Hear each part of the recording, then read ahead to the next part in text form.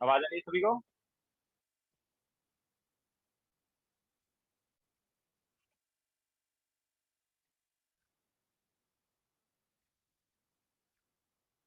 Hello, आवाज आ रही है क्या?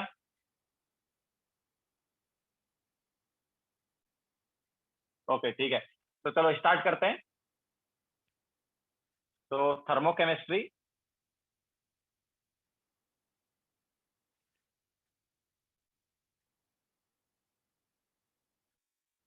एफबीओ। ओके, तो थर्मोकेमिस्ट्री का एफबीओ जो है उसका डिस्कशन स्टार्ट कर रहे हैं।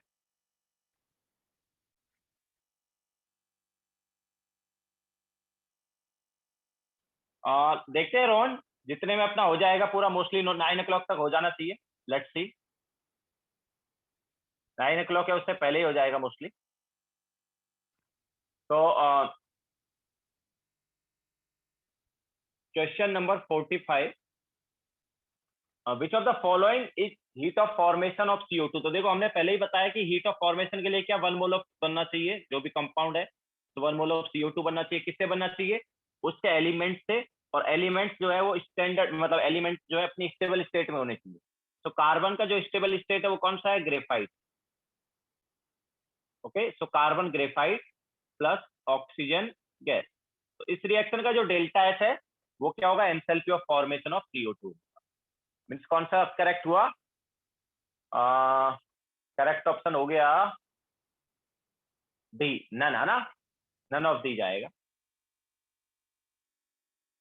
Then question number 46। 46 में क्या है? हीट ऑफ कंबशन कौन सा है? तो देखो, कंबशन में क्या है? एक्सेस ऑफ ऑक्सीजन की बात करते हैं। ठीक है, कंबशन में क्या है? Excess of oxygen. तो एक्सेस ऑफ ऑक्सीजन जो है वो किस में है? तो मतलब CO नहीं बनना चाहिए, CO2 बनना चाहिए। ट्रायल, फर्स्ट वाला नहीं समझा? क्यों नहीं समझा भाई? डेफिनेशन के हिसाब से गए ना।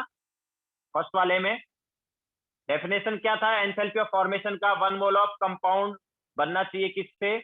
एलिमेंट से। और एलिमेंट स्टेबल स्टेट में होने चाहिए। तो कार्बन का ग्रेफाइट होता है और ऑक्सीजन का गैस होता है। डेफिनेशन देखो क्या है उसका। ठीक है। अब हीट ऑफ कंबशन के लिए क्या है? हीट ऑफ कंबशन के लिए 1 मोल ऑफ कंपाउंड का कंबशन करेंगे, लेकिन एक्सेस ऑफ ऑक्सीजन में।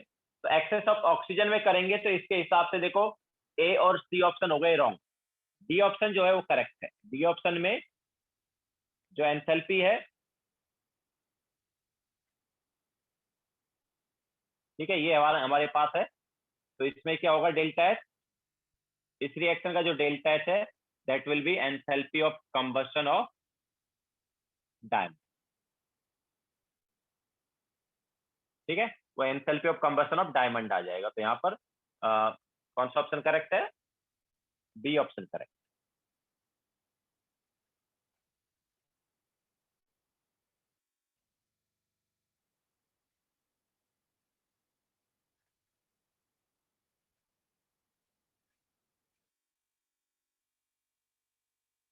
हाँ, तन में इसमें देखो, इसमें क्या है, इसमें हम फॉर्मेशन की बात नहीं कर रहे, CO2 के फॉर्मेशन की बात नहीं कर रहे, यहाँ पर कंबशन की बात हो रही है। तो कंबशन तो किसी का भी हो सकता है ना।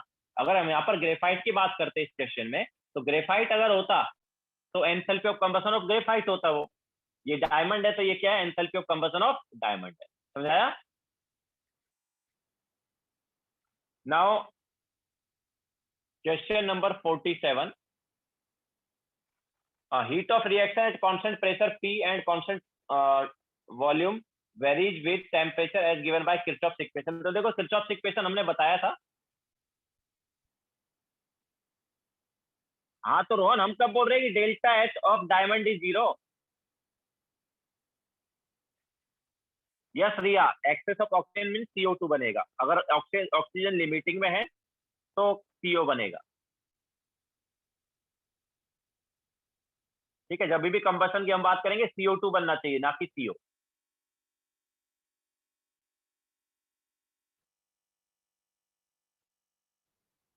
हाँ, तो क्वेश्चन नंबर 47, तो किरचॉफ इक्वेशन हमने बताई थी तुम्हें। क्या थी? एक थी अपने पास delta H2 minus delta H1 upon T2 minus T1 is equal to delta Cp, यही बताया था, ठीक है। ये हमने तुम्हें बताया था किरचॉफ्स इक्वेशन। ना इसके साथ साथ दूसरा किरचॉफ्स इक्वेशन जो है वो यहाँ पर क्या हो सकता है, ये तो मतलब जैसा हमने बताया था मैक्सिमम टाइम हम हीट को क्या लेते हैं, एंथैल्पी लेते हैं, लेकिन अगर अगर कांस्टेंट वॉल्यूम है तो हम हीट को क्या लेंगे, डेल्टा यू लेंगे, है ना। तो उस केस में किरचॉफ्स इक्वेशन ये आती है, delta U2 minus delta U1 upon T2 minus T1 is equal to delta Cv, ठीक है। सो ये बोथ आर किरचॉफ्स इक्वेशन, दोनों जो है वो क्या यहाँ पर किरचॉफ्स इक्वेशन है। तो यहाँ पर करेक्ट ऑप्शन कौन सा हुआ, ए इज करेक्ट ऑप्शन, ठीक है।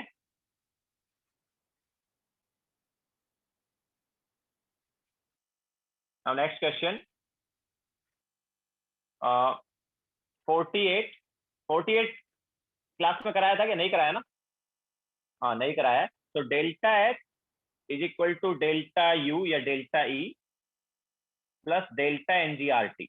What is delta N G, delta N G क्या है उसका, डेल्टा एन जी है अपने पास product side 0 and reactant side क्या है 3/2, so delta N G is minus 3/2, so delta H is equal to delta E minus 3/2 या 1.5 R T, ठीक है।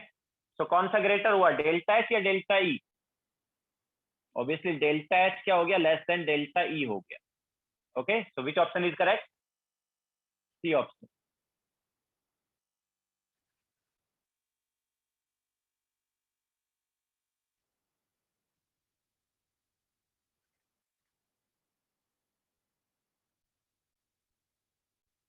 ठीक है। नाउ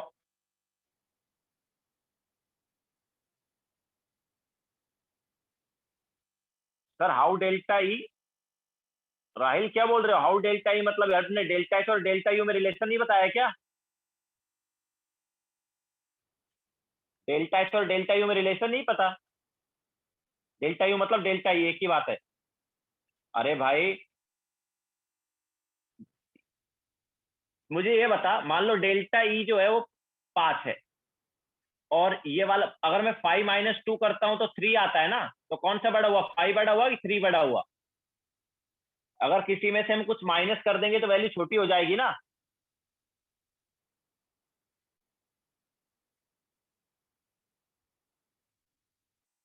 डेल्टा एनजी में पहले 0 कैसे आया है, प्रोडक्ट में हमारे पास गैस नहीं है ना,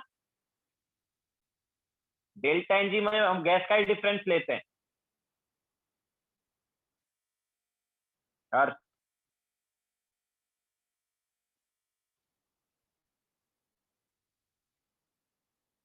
यस रियाज, वो 47 का सेकंड वाला हमने नहीं बताया क्लास में, मेनली फर्स्ट वाला ही है, वही इंपॉर्टेंट है। बाकी अभी मैंने सेकंड वाला भी बता दिया है, ठीक है। जैसा हमने बताया कि एंथैल्पी जो है उसी को हम हीट लेते हैं, इंटरनल एनर्जी को जनरली हीट हम लेंगे, ठीक है।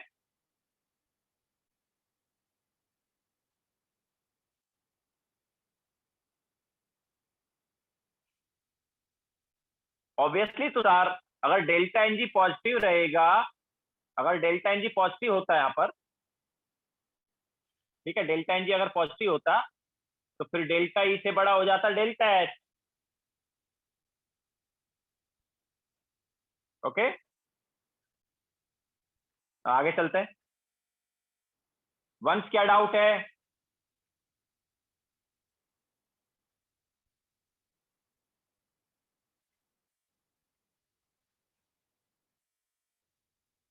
मैसेज करो क्या डाउट है,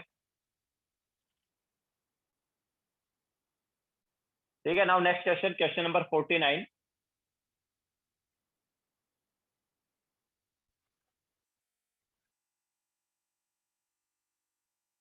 given N2 plus 3H2 gives twice NH3,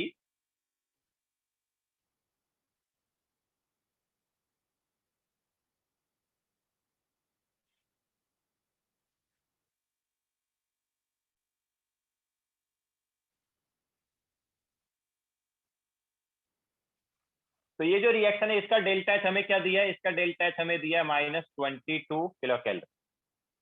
now enthalpy of formation का पूछा है, what is the enthalpy of formation of NH3, तो यार एंथैल्पी ऑफ फॉर्मेशन के लिए क्या 1 मोल ऑफ NH3 बनना चाहिए। ओके, तो जब 1 मोल ऑफ NH3 बनेगा तो रिएक्शन ये होगी।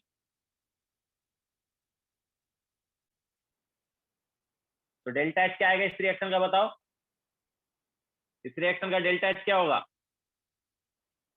-11 किलो कैलोरी हो जाएगा। हमने बेसिकली ऊपर वाले रिएक्शन को हाफ से मल्टीप्लाई किया है, तो डेल्टा एच भी हाफ से मल्टीप्लाई होगा। तो which option is correct, A option.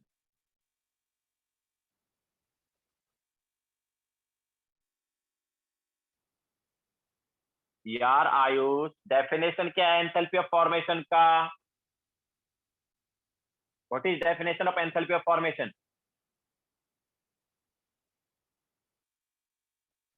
Once जैसे बाकी लोग चैट पर डाउट पूछ रहे हैं वैसे तुम भी पूछ सकते हो।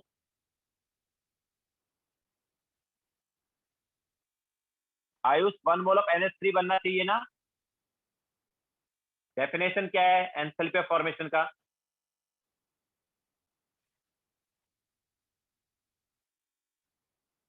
enthalpy change when 1 mole of a compound is formed from its constituent element, ये है ना डेफिनेशन। तो रिएक्शन में जो दी थी उसमें 2 मोल ऑफ NH3 था। ओके,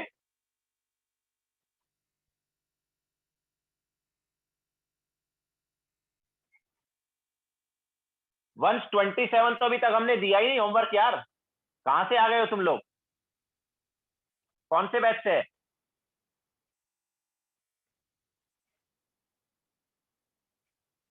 52 कराएंगे ना, अभी वेट करो ना 52 का, कराएंगे 1 बाय 1 ले रहे हैं ना, डायरेक्ट 52 पे थोड़ी जाएंगे।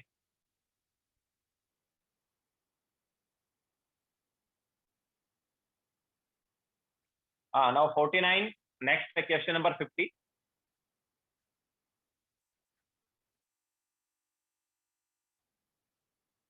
Heat of combustion of CH4, C2H4, C2H6 are this.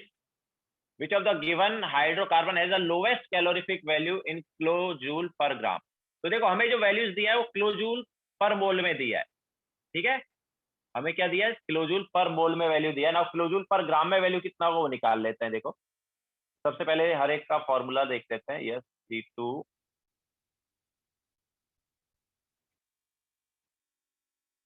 ठीक है। तो ये हमें कितना दिया है, -890 किलोजूल पर मोल। नाउ पर ग्राम में कितना होगा, देखो पर मोल मतलब 16 ग्राम के लिए इतना हीट है। CH4 का मोलार मास क्या है, 16। तो ये 16 ग्राम का हमें हीट ऑफ कंबसन दिया है, तो पर ग्राम का कितना होगा, 890 डिवाइड बाय 16 कितना आया, कितना आएगा ये, 55 पॉइंट समथिंग है ना। सिमिलरली C2H4 का देखो कितना है, C2H4 का -1411, तो इसका मोलार मास कितना है, ठीक है, दिस इज इन किलोजूल पर मोल, और ये जो था ये किलोजूल पर ग्राम में था। हाँ, नाउ ठीक है, तो ये जो वैल्यू मिली है ये किलोजूल पर ग्राम में। हाँ, नाउ सेकंड वाले में देखो, इसको जब कन्वर्ट करेंगे ये वाले को, तो क्या रहेगा, कितना इसका मोलार मास C2H4 का, C2H4 का मोलार मास कितना है, 28 है ना। तो -1411 डिवाइड बाई 28, ये हो जाएगा इसका किलोजूल पर ग्राम में। तो कितना है,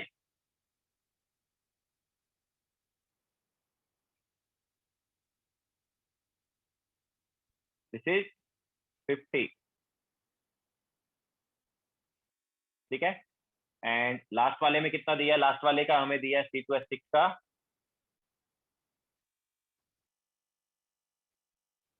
1560 किलोजूल पर मोल।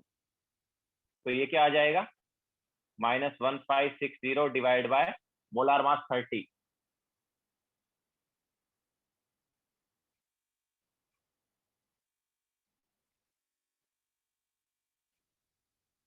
तो ये आ गया -52। ठीक है, किलो जूल पर ग्राम। तो सबसे ज्यादा किस केस में हीट रिलीज होगी यार? सबसे ज्यादा किस केस में हीट रिलीज होगी? CH4 वाले केस। ओके, CH4 में 55 होगा, तो करेक्ट ऑप्शन कौन सा हुआ? अच्छा, सबसे ज्यादा नहीं पूछा, सबसे कम पूछा है ना? सबसे कम पूछा है, तो सबसे कम किस केस में हो रहा है? C2H4 में। ओके, तो करेक्ट ऑप्शन क्या हो गया? बी हो गया। लोवेस्ट कैलोरीफिक वैल्यू जो है इन किलो जूल पर ग्राम किसकी आएगी? बी की आएगी। सबसे कम हीट रिलीज होगा पर ग्राम किस केस में? C2H4 की। एंड सबसे ज्यादा हीट रिलीज किसके केस में होगा पर ग्राम? CH4 के केस। कैलोरीफिक वैल्यू उन्होंने दिया ही है ना एक तरह से डेफिनेशन में, पर ग्राम सबसे ज्यादा या सबसे मतलब पर ग्राम कितना हीट रिलीज होता है। ओके, कोई भी सब्सटेंस पर ग्राम कितना हीट रिलीज कर रहा है वो उसकी calorific value.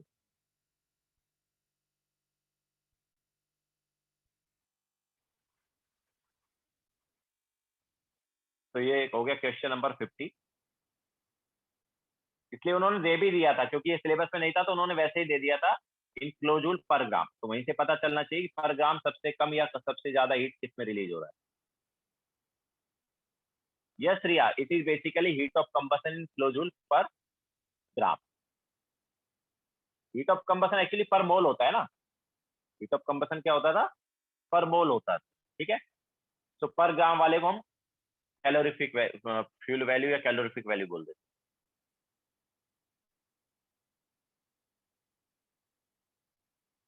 Now question number 51।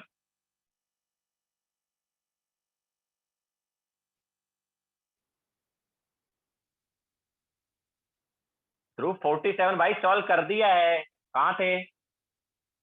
Recording देख लेना, 47 सॉल्व कर दिया हमने ऑलरेडी। ये देखो, सारे क्वेश्चन सॉल्व कर रहे हैं। हाँ, तो रिकॉर्डिंग देख लेना या बाद में स्लाइड देख लेना, ठीक है।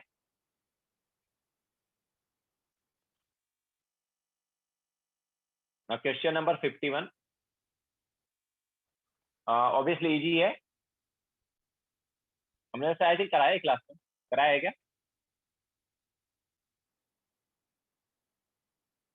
CaCO3 gives CaO plus CO2.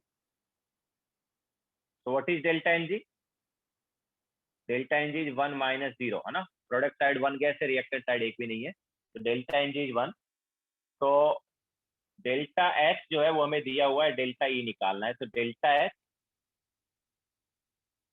Is equal to delta E plus delta NgRT। So delta E क्या आ जाएगा? It is equal to delta H minus delta NgRT। अब देखो, डेल्टा H का वैल्यू हमें दिया किलो जूल में, तो ये वाला वैल्यू भी हमें किलो जूल में ही लेना पड़ेगा। तो डेल्टा H कितना दिया है? इट इज 176 किलो जूल, तो माइनस ये हो गया 1। आर की वैल्यू क्या लेंगे? किलो जूल है तो 8.314 एंड देन डिवाइड बाय 1000 करेंगे, क्योंकि किलो जूल चाहिए। इसके अलावा टेम्परेचर कितना दिया है? Temperature is given as 1240। Okay, so कितना आएगा ये?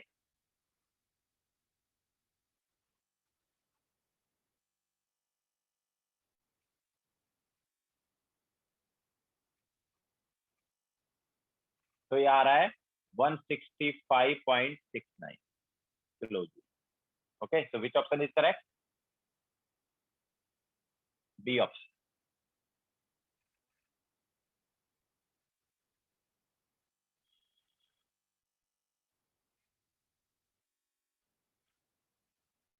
ओके रोहन, जल्दी लिखो।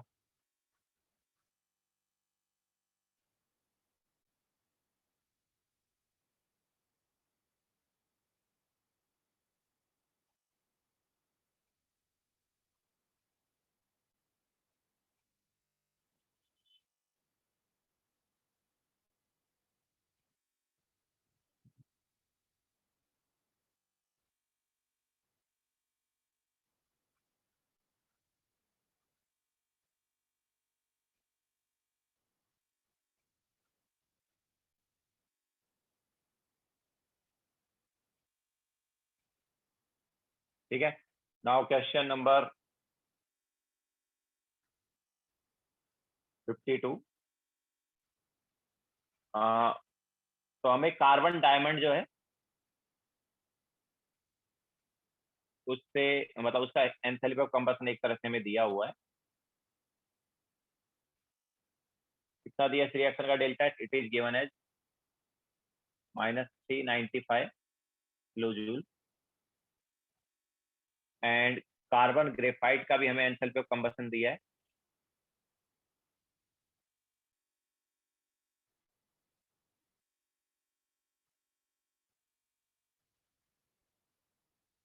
This value is given as -393.5 kilo.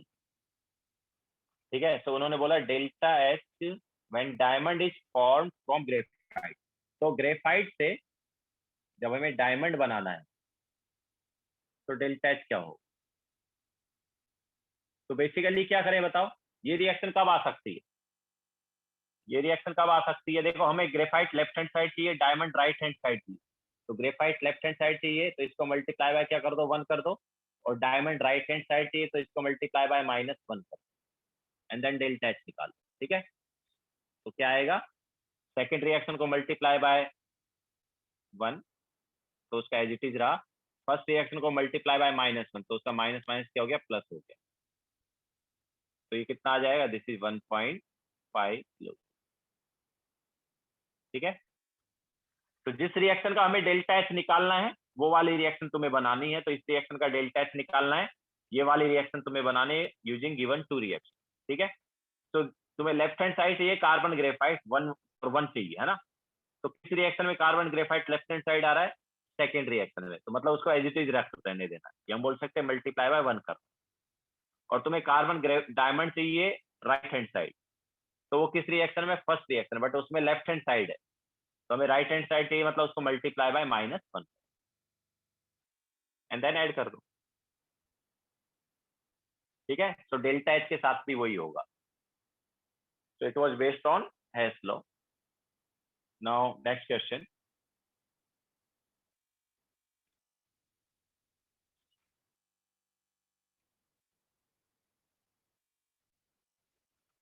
So question number 53. An athlete is given 100 gram of glucose of energy equivalent to 1560 kilojoule. तो उसने 100 ग्राम ऑफ ग्लूकोज लिया and उसकी वजह से उसको एनर्जी मिला 1560 kilojoule. Now he utilized 50% of this gained energy in the event. तो उसका 50% एनर्जी उसने यूज कर लिया। तो बाकी बचा हुआ जो 50% एनर्जी है, अगर वो कहीं ना कहीं यूटिलाइज नहीं करेगा तो फिर वो क्या है, बॉडी में फैट आ जाएगा, है ना? तो उसको यूटिलाइज करने के लिए क्या है, वो पानी पिएगा और पानी क्या है, बाद में इवेपोरेट होके उड़ जाएगा। ओके, तो कितना उसे पानी पीना चाहिए? अरे भावेश, कार्बन जो है उसके एलोट्रॉप्स होते हैं ग्रेफाइट एंड डायमंड। ओके, तो graphite and diamond both are also carbon.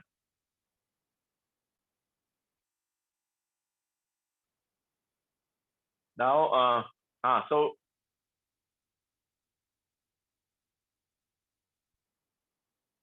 Energy gain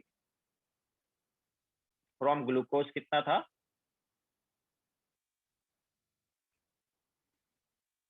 1560 kilojoule. तो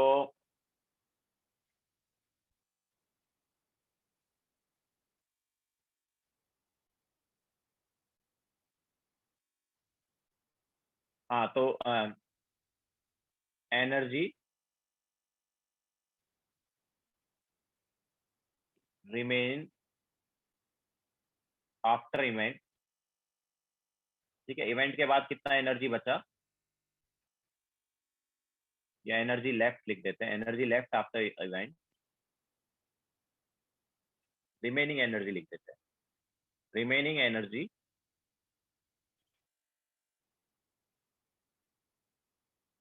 तो 50% यूज हो गया, 50% बचा। ठीक है, तो कितना आ गया ये? दिस इज 780, है ना? तो 780 किलोजूल जो है एनर्जी बच गया। अब ये 780 किलोजूल एनर्जी जो है इसको भी मतलब यूज करना है, अदरवाइज हमारे पास क्या हो, एनर्जी जो है फैट में कन्वर्ट हो जाएगा। तो इसके लिए पानी पीना पड़ेगा, क्योंकि पानी जो है इवोपरेट होगा तो वो एनर्जी यूज हो जाएगी उसमें, ठीक है। तो 44 किलोजूल जो है, 44 किलोजूल जो है उतनी एनर्जी रिक्वायर्ड होती है 1 मोल ऑफ वाटर के लिए। ओके, ये हम बोल सकते हैं 1 मोल ऑफ वाटर जो है वो 44 किलोजूल हीट को या एनर्जी को यूज कर लेता है। ओके, सो 780 के लिए कितना होगा, यूनिटरी मेथड लगाना है basically. So 44 kilojoule means 1 mole of water. अगर हमें 44 किलोजूल को यूज करना है तो 1 मोल ऑफ वाटर पीना पड़ेगा, ठीक है। तो 1 मोल ऑफ वाटर, तो 780 किलोजूल के लिए कितना हुआ यार, यूनिटरी मेथड लगा रहे हैं, तो 1 डिवाइड बाय 44 इंटू 780, ठीक है। कितना मोल आ जाएगा वाटर का, तो कितना वाटर होगा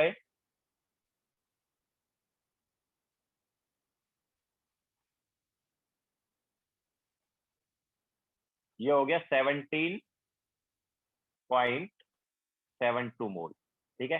तो इतना मोल हो गया, लेकिन हमें क्या चाहिए, मोल नहीं चाहिए वाटर का, हमें क्या चाहिए, वेट। चलो एंड में कर लेते हैं ना, अभी ऐसे ही रहने देते हैं।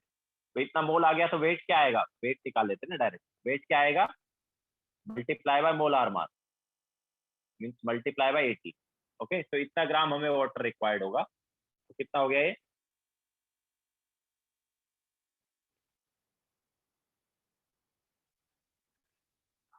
319 ग्राम आ रहा है, 319 ग्राम आ रहा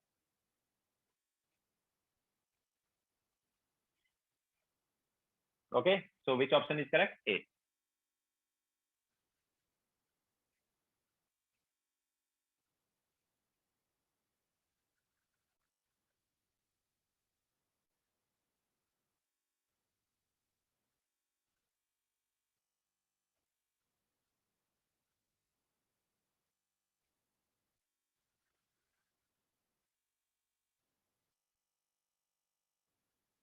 now next question, question number 54, वो भी एक तरह से हैसलो पर ही बेस्ड है।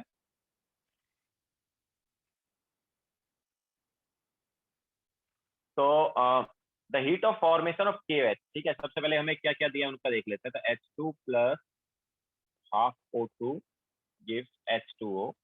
तो इस रिएक्शन का डेल्टा एच हमें दिया है -68.39 kilo calorie, and K plus H2O gives KOH aqueous plus half H2। इस रिएक्शन का डेल्टा एच हमें दिया है -48 kilo calorie, and then KOH plus water gives KOH aqueous. इस रिएक्शन का डेल्टा एच हमें दिया है -14 किलो कैलोरी। हमें निकालना क्या है, we have to determine heat of formation of KOH, ठीक है। Heat of formation of KOH, तो KOH का 1 मोल बनना चाहिए। हीट ऑफ फॉर्मेशन के लिए क्या है, 1 मोल बनना चाहिए, है कि नहीं।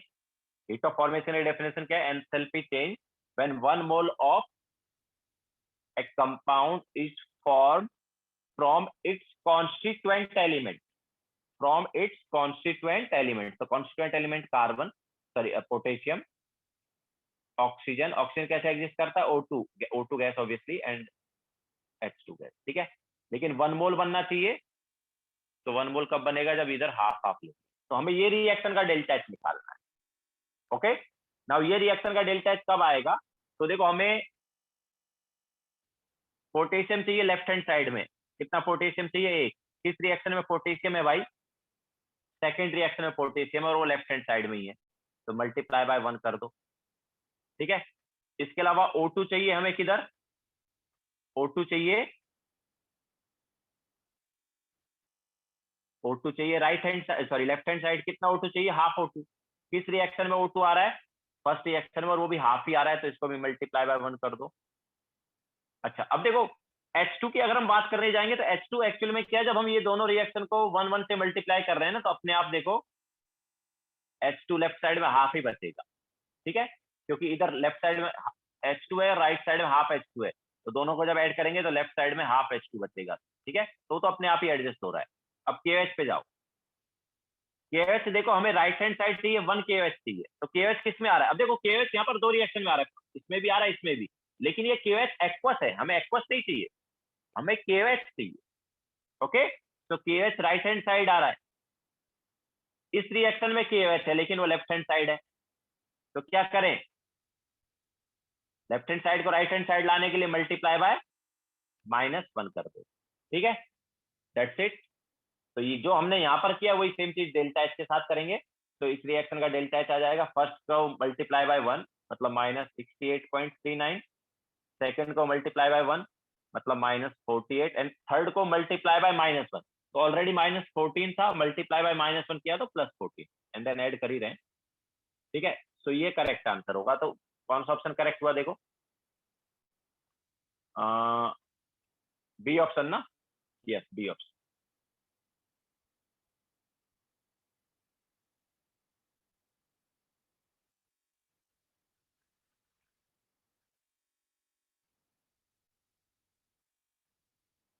I did not understand the H part. H part मतलब एंथैल्पी वाला, हाइड्रोजन। अरे हाइड्रोजन का अपने आप हो गया, तो मैंने कुछ किया ही नहीं ना। देखो तुमने जब पोटेशियम और ऑक्सीजन का किया ना, दोनों को क्या 1 1 से मल्टीप्लाई किया ना, तो H2 अपने आप लेफ्ट हैंड साइड में हाफ आ रहा है। देखो कैसे आ रहा है, तुमने इसको मल्टीप्लाई, फर्स्ट रिएक्शन को मल्टीप्लाई बाय 1 किया, सेकंड को भी मल्टीप्लाई बाय 1 किया, तो इधर देखो लेफ्ट हैंड साइड 1H2 है, और इधर देखो right hand side half H2 है, तो ऐड करोगे तो obviously left hand side half H2 बचेगा ना। रिया थर्ड रिएक्शन को मल्टीप्लाई बाय -1 क्यों किया? क्योंकि हमें QH किधर चाहिए? राइट हैंड साइड चाहिए, और थर्ड रिएक्शन में QH किधर है? लेफ्ट हैंड साइड है।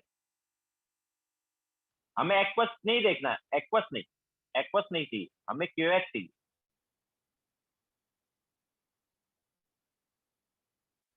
ठीक है।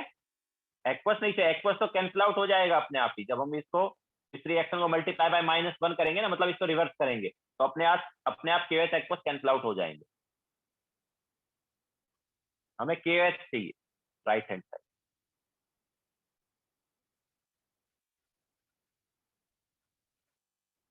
अब आगे चलते हैं। नाउ क्वेश्चन नंबर 55 एंड 56 हम करा दिए है ना, दोनों कराए ना 55 56। तो नेक्स्ट हम लेते हैं 57।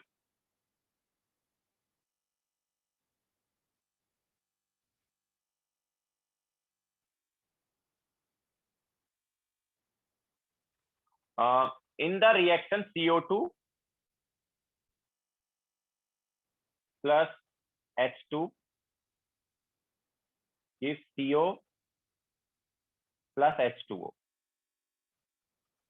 इस रिएक्शन का डेल्टा एच जो है वो है 2.8 किलो जूल। तो वो बोल रहा है कि ये डेल्टा एच क्या है? Heat of reaction, heat of combustion. देखो हीट ऑफ कंबसन तो नहीं है क्योंकि उसमें कंबसन होना चाहिए, तो नहीं है।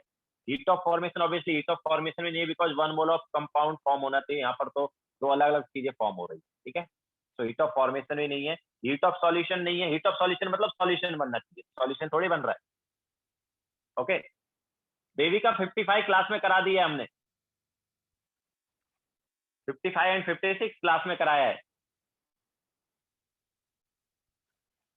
तो 57 जो है वो ऑब्वियसली क्या हो गया?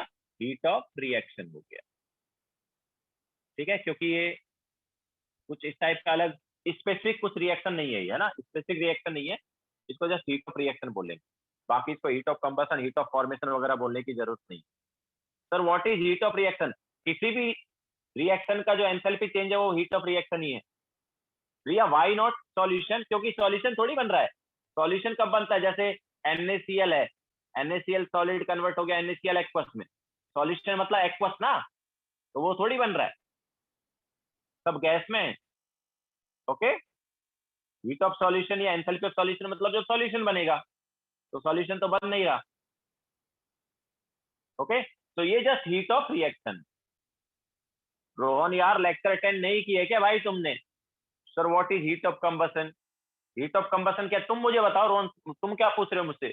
तुम मुझे बताओ क्या होता है heat of combustion? Enthalpy of combustion नहीं बताया हमने?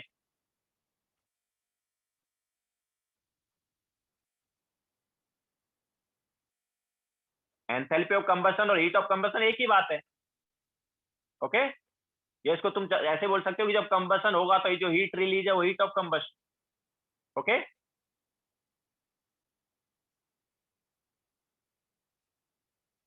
Now question number 58। अच्छा, तो इसका कौन सा हुआ? ऑब्वियसली हीट ऑफ रिएक्शन हो गया, मतलब ए ऑप्शन इज करेक्ट 57 में।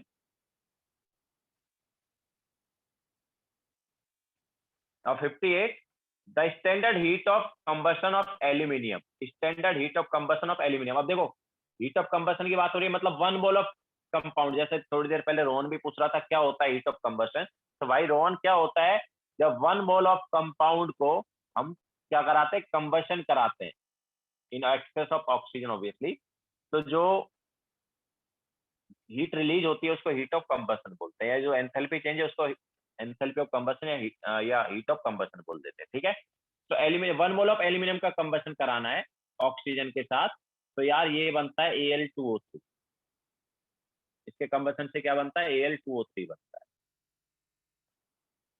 तो देखो, वन मोल का करा रहे हैं तो ऑब्वियसली बैलेंस करेंगे तो राइट हैंड साइड हाफ आना चाहिए। इसके अलावा ऑक्सीजन देखो कितने हो गए, 3/2 हो गए राइट हैंड साइड, तो लेफ्ट हैंड साइड भी 3/2 आना चाहिए। वो कब आएगा, जब लिखेंगे 3/2। ठीक है, तो दिस इज बैलेंस रिएक्शन। ये जो रिएक्शन है ये क्या है, बैलेंस। तो इस रिएक्शन का हमें डेल्टा एच दिया है, कितना दिया है इस रिएक्शन का डेल्टा एच यार? ये दिया है -837.8 किलो जूल पर मोल। ओके, तो जब वन मोल ऑफ एल्यूमिनियम का कंबशन हो रहा है तो इतना हीट रिलीज होगा। अब क्या बोल रहा है वो, विच of the following 1 minute, which of the following releases 250 kilo calorie of heat. Okay भाई, तो सबसे पहले तो इस किलो जूल को हम कन्वर्ट करेंगे किलो कैलोरी में। किलो कैलोरी में कन्वर्ट करने के लिए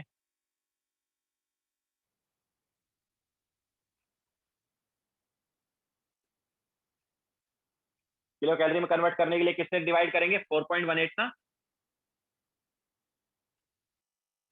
तो किलो कैलोरी पर मोल में क्या हो जाएगा, 837.8 डिवाइड बाय 4.18, ये हो जाएगा kilo calorie per mole. That is 200। Okay, तो 200 किलो कैलोरी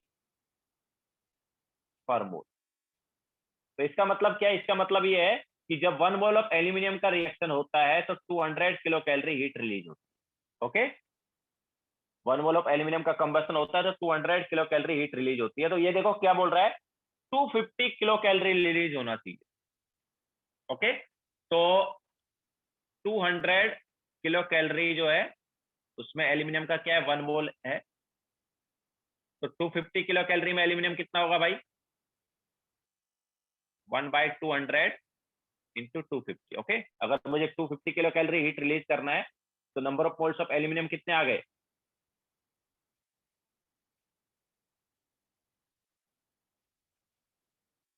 1.25 आया ना।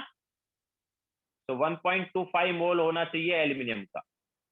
ओके, तो जब 1.25 मोल ऑफ एल्यूमिनियम का कंबशन होगा तो 250 किलो कैलोरी हीट रिलीज होगी। तो एल्यूमिनियम, ये चलो ये ऑप्शन तो मैच नहीं किया। What about Al2O3? देखो, अगर वन मोल एल्यूमिनियम का कंबशन हो रहा है तो Al2O3 कितना बन रहा है, वन मोल ऑफ एल्यूमिनियम से Al2O3 कितना बन रहा है, हाफ बन रहा है ना। ठीक है, सो जब 1.24 मोल ऑफ एल्यूमिनियम का कंबशन होगा तो Al2O3 कितना बनेगा, तो number of moles of Al2O3 क्या आएगा, डिवाइड बाय 2 ना। 1.25 डिवाइड बाय 2 कितना हुआ, 0.625 है ना।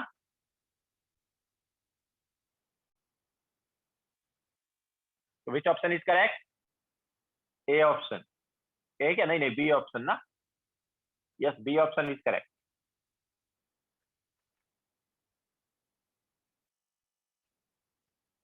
ठीक है, तो इसमें बी ऑप्शन जो है वो करेक्ट हो जाए। तो 250 किलो कैलोरी जब रिलीज होगी हीट, तो एल्यूमिनियम का 1.25 मोल रिएक्ट करेगा और Al2O3 का कितना बनेगा, 0.625 मोल बनेगा। ठीक है, नाउ नेक्स्ट क्वेश्चन।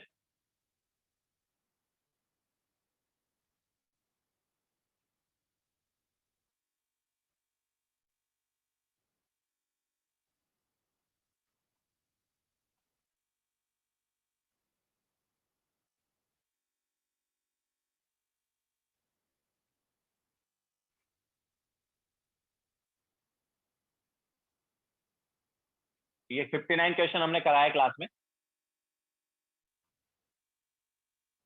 60 भी कराया है, 59 60 दोनों कराए ना। Now 61, N2 plus 2O2 gives twice NO2। इस रिएक्शन का हमें डेल्टा एच दिया है 16.18 किलो कैलोरी, एंड दूसरी रिएक्शन है N2 plus twice O2 gives N2O4। इस रिएक्शन का डेल्टा एच जो है हमें दिया है 2.31 किलो कैलोरी। तो उन्होंने क्या बोला है कि based on above fact NO2 is more stable then N2O4 at low temperature, N2O4 is more stable than NO2 at low temperature, both are equally stable at low temperature। तो देखो, अगर याद हो तो मैंने तुम्हें बताया था रिएक्टेंट और प्रोडक्ट में कौन स्टेबल होगा लो टेम्परेचर पर, अगर याद हो तो डेल्टा एच के बेसिस पर। अगर डेल्टा एच जो है एंडोथर्मिक रिएक्शन और एक्सोथर्मिक के टाइम बताया था ना। ठीक है, तो सबसे पहले तो यहाँ पर क्या है, ये रिएक्शन हम देख लेते हैं कि N2O4 gives twice NO2, ये रिएक्शन जो है इसका डेल्टा एच क्या है। ठीक है, तो N2O4 gives twice NO2 का डेल्टा एच क्या होगा भाई। तो फर्स्ट रिएक्शन को किससे मल्टी, देखो N2O4 हमें चाहिए लेफ्ट हैंड साइड में, N2O4 किधर चाहिए, लेफ्ट हैंड साइड में। ठीक है, तो इस रिएक्शन में N2O4 राइट हैंड साइड है, तो इसको लेफ्ट हैंड साइड कब होगा ये, जब ऑब्वियसली मल्टीप्लाई बाय -1 कर देंगे। और NO2 चाहिए राइट हैंड साइड में, 2NO2 चाहिए, तो फर्स्ट रिएक्शन में 2NO2 राइट हैंड साइड है, तो उसको मल्टीप्लाई बाय 1। ठीक है, एंड देन ऐड करेंगे, तो इस रिएक्शन का डेल्टा एच क्या होगा, इसका हो जाएगा 16.18 -2.31। तो पॉजिटिव आ रहा है ऑब्वियसली। ठीक है, कितना आ रहा है वैसे, 87। ठीक है, इतना किलो कैलोरी आ रहा है, पॉजिटिव आ रहा है। तो ये N2O4 gives twice NO2, this is endothermic reaction. ठीक है, ये रिएक्शन क्या हो गया, एंडोथर्मिक हो गया। तो एंडोथर्मिक रिएक्शन में याद है हमने क्या बताया था, फॉर एंडोथर्मिक रिएक्शन जैसे जैसे हम मतलब टेम्परेचर बढ़ाते हैं तो रिएक्शन फॉरवर्ड डायरेक्शन में जाता है, रिएक्शन बढ़ाने मतलब टेम्परेचर बढ़ाने। ठीक है, फॉर एंडोथर्मिक रिएक्शन टेम्परेचर बढ़ाएंगे तो फॉरवर्ड डायरेक्शन में रिएक्शन जाएगी, हम बोल सकते हैं कि स्टेबिलिटी ऑफ प्रोडक्ट बढ़ेगा टेम्परेचर बढ़ाने पर। ठीक है, लेकिन लो टेम्परेचर की बात कर रहे हैं, तो लो टेम्परेचर पर कौन ज्यादा स्टेबल होगा, लो टेम्परेचर पर N2O4 ज्यादा स्टेबल होगा। ठीक है, याद है हमने लिखवाया था ये। तो for endothermic reaction at low temperature reactant is more stable than product। जब टेम्परेचर बढ़ाएंगे मतलब हाई टेम्परेचर कर देंगे तो फिर प्रोडक्ट बन जाएगा ज्यादा, और हम बोलेंगे प्रोडक्ट मोर स्टेबल हो जाएगा। तो कौन ज्यादा स्टेबल हुआ बताओ, N2O4 is more stable than NO2। okay, so which option is correct, B option।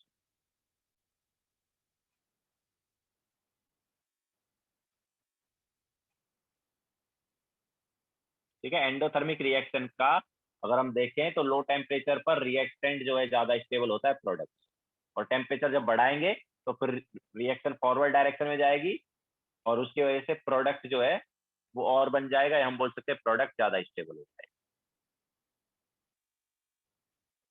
है। नेक्स्ट क्वेश्चन,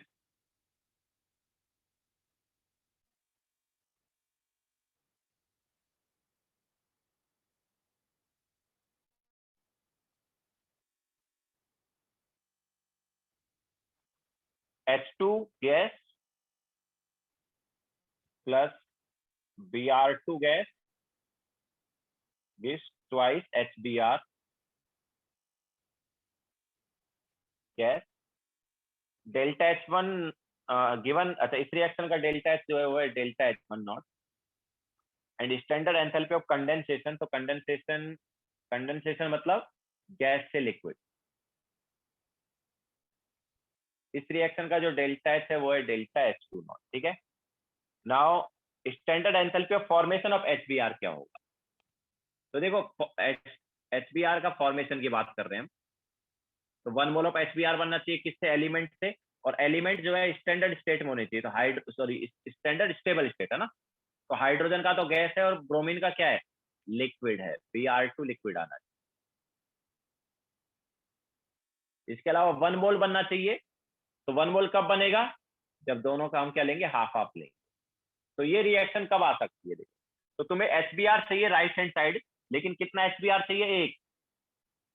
फर्स्ट रिएक्शन में HBr राइट हैंड साइड ये, लेकिन कितना है? 2 है। तो फर्स्ट रिएक्शन को मल्टीप्लाई बाय क्या करेंगे? हाफ करेंगे, ठीक है, जिससे कि एक HBr आए। इसके अलावा Br2 हमें लेफ्ट हैंड साइड चाहिए, लिक्विड। Br2 लिक्विड चाहिए हमें लेफ्ट हैंड साइड। इस रिएक्शन में Br2 लिक्विड है, बट किधर है? राइट हैंड साइड है। ओके, तो लेफ्ट हैंड साइड लाना है तो मल्टीप्लाई बाय -1 करना है, बट इसके साथ साथ देखो हमें कितना Br2 चाहिए? हमें 1 Br2 नहीं चाहिए, हमें चाहिए हाफ Br2। हमें कितना Br2 चाहिए? हाफ। तो इसको लेफ्ट हैंड साइड भी लेके आना है, इसके अलावा हाफ से भी मल्टीप्लाई करना है, मतलब इसे पूरे को मल्टीप्लाई बाय -हाफ करो एंड देन ऐड कर दो, तो उससे हमें ये रिएक्शन मिल जाएगी। तो क्या आ जाएगा इसका? तो it is delta H1 not by 2 minus delta H2 not by 2, ठीक है। मीन्स क्या हो गया ये? ऑब्वियसली डी ऑप्शन आ रहा है ना, delta H1 not minus delta H2 not by 2। कौन सा? डी हुआ ना? Yes, D.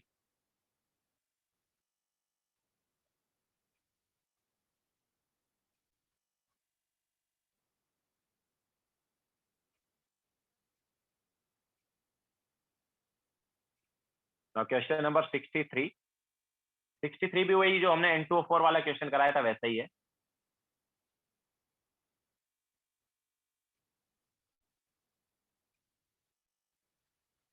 Trans 2 butene is more stable as compared to 6 butene। तो स्टेबिलिटी किसकी ज्यादा है? ट्रांस की स्टेबिलिटी जो है वो 6 से ज्यादा है, ठीक है। मैंने कंपाउंड ऑफ 2 ब्यूटीन, मतलब वही सेम ही चीज है वो, बस 2 ब्यूटीन के दो है, एक ट्रांस है और एक 6 है, ठीक है। तो मैंने sample of 2 butene is heated at constant volume, the concentration of trans 2 butene क्या होगा? तो देखो trans is more stable than 6 है, तो ये लो टेम्परेचर की बात हो रही है अगर वो नहीं लिख रहा है तो, ठीक है। स्टेबिलिटी एट लो टेम्परेचर है, क्योंकि हाई टेम्परेचर पर तो ऑब्वियसली कुछ अलग ही चीज हो जाती है। तो हमें अगर दिया नहीं है कि कब स्टेबल की बात करें तो हम इसे लो टेम्परेचर ही मानेंगे। तो लो टेम्परेचर पर कौन ज्यादा स्टेबल है? ट्रांस 6 से। और थोड़ी देर पहले मैंने बताया कि लो टेम्परेचर पर हमारे पास अगर एंडोथर्मिक रिएक्शन है, तो लो टेम्परेचर पर रिएक्टेंट मोर स्टेबल होता है। एंडोथर्मिक रिएक्शन है तो रिएक्टेंट क्या होता है? मोर स्टेबल होता है लो टेम्परेचर पर, ठीक है। तो ये क्या बोल रहा है? लो टेम्परेचर पर कौन ज्यादा स्टेबल है? ट्रांस। मतलब हम ट्रांस से सिस अगर रिएक्शन की बात करते हैं तो ये रिएक्शन क्या होगी? एंडोथर्मिक। ओके, ट्रांस से अगर हम सिस की बात करते हैं तो ये रिएक्शन क्या होगी? एंडोथर्मिक होगी। ओके, तो अब देखो एंडोथर्मिक रिएक्शन में जैसे जैसे हम टेम्परेचर बढ़ाएंगे तो रिएक्शन क्या जाएगी? फॉरवर्ड जाएगी ना। तो for endothermic reaction on increasing temperature,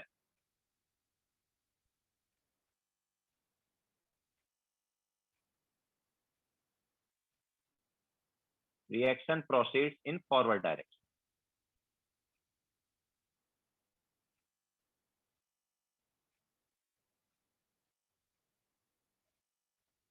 तो कौन किसकी कॉन्सेंट्रेशन बढ़ेगी बताओ?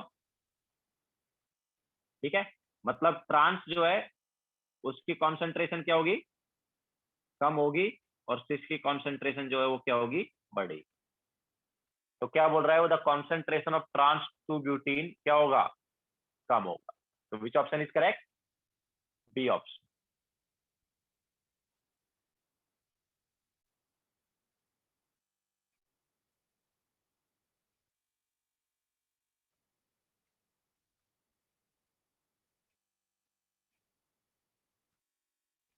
आदित्य कुलकर्णी सर, सी क्या है? सी मतलब किधर है भाई? सी सिस ना, सिस और ट्रांस। सी में यहाँ पर सिस था, सिस एंड ट्रांस। ठीक है, तो एंडोथर्मिक रिएक्शन का हमने ऑलरेडी बताया था कि एंडोथर्मिक रिएक्शन में at low temperature reactant is more stable then product. ठीक है, तो वही चीज को हमने यूज किया। ट्रांस मोर स्टेबल देन सिस है, तो हमने क्या बोल दिया? रिएक्शन को एंडोथर्मिक की तरह ले लो, एंड फिर ट्रांस जो है रिएक्टेंट साइड आ गया और सिस जो है वो प्रोडक्ट साइड आ गया। ठीक है, तो एंडोथर्मिक रिएक्शन में जैसे जैसे टेम्परेचर बढ़ाएंगे तो ये कम होता जाएगा और ये क्या होता जाएगा? बढ़ता जाएगा।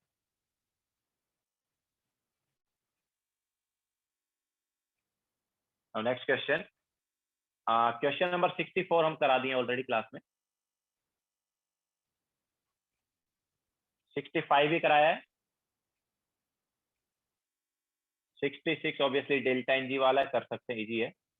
तो for which of the following delta H will be equal to delta E? तो डेल्टा एच और डेल्टा ई इक्वल कब होंगे? जब डेल्टा एन जी क्या होगा? 0। Okay, so delta H is equal to delta E if delta N g equal to 0। तो delta N G देखो किसके लिए 0 होगा? H2 plus I2 gives twice HI। तो इस रिएक्शन में डेल्टा एन जी 0 है कि नहीं है? क्या है इसका delta N g? 2 - 2। Okay, that is 0। Which option is correct? Obviously B option. B option में डेल्टा एन जी 0 आ रहा है। 67 क्वेश्चन भी कराया है ना क्लास में कि नहीं कराया? 67 आई थिंक नहीं कराया। The enthalpy of combustion of carbon and carbon monoxide are this: enthalpy of formation of CO, enthalpy of formation of CO। Okay, तो 1 मोल ऑफ CO बनना चाहिए, इससे उसके कॉन्स्टिट्यूएंट एलिमेंट से obviously carbon is graphite here. ठीक है, हाँ, तो ये है। नाउ इस रिएक्शन का जो डेल्टा एच है that is nothing but enthalpy of formation of CO। तो भाई इस रिएक्शन का डेल्टा एच कैसे आ सकता है? याद है हमने बताया था कि delta H reaction is equal to क्या होता था? Enthalpy of combustion of reactant minus product. बताया था कि नहीं बताया था?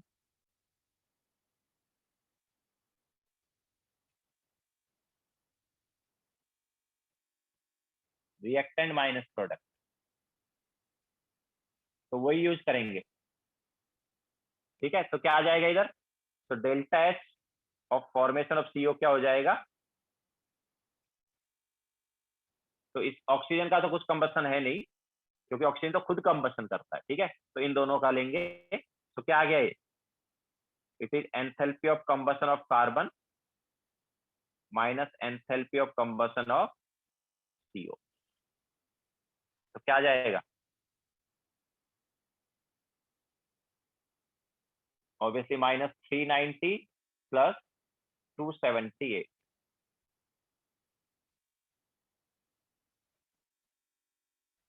तो कितना आ गए? दिस इज 112 ना? ओके, -112 आ जाएगा। तो which option is correct? C option.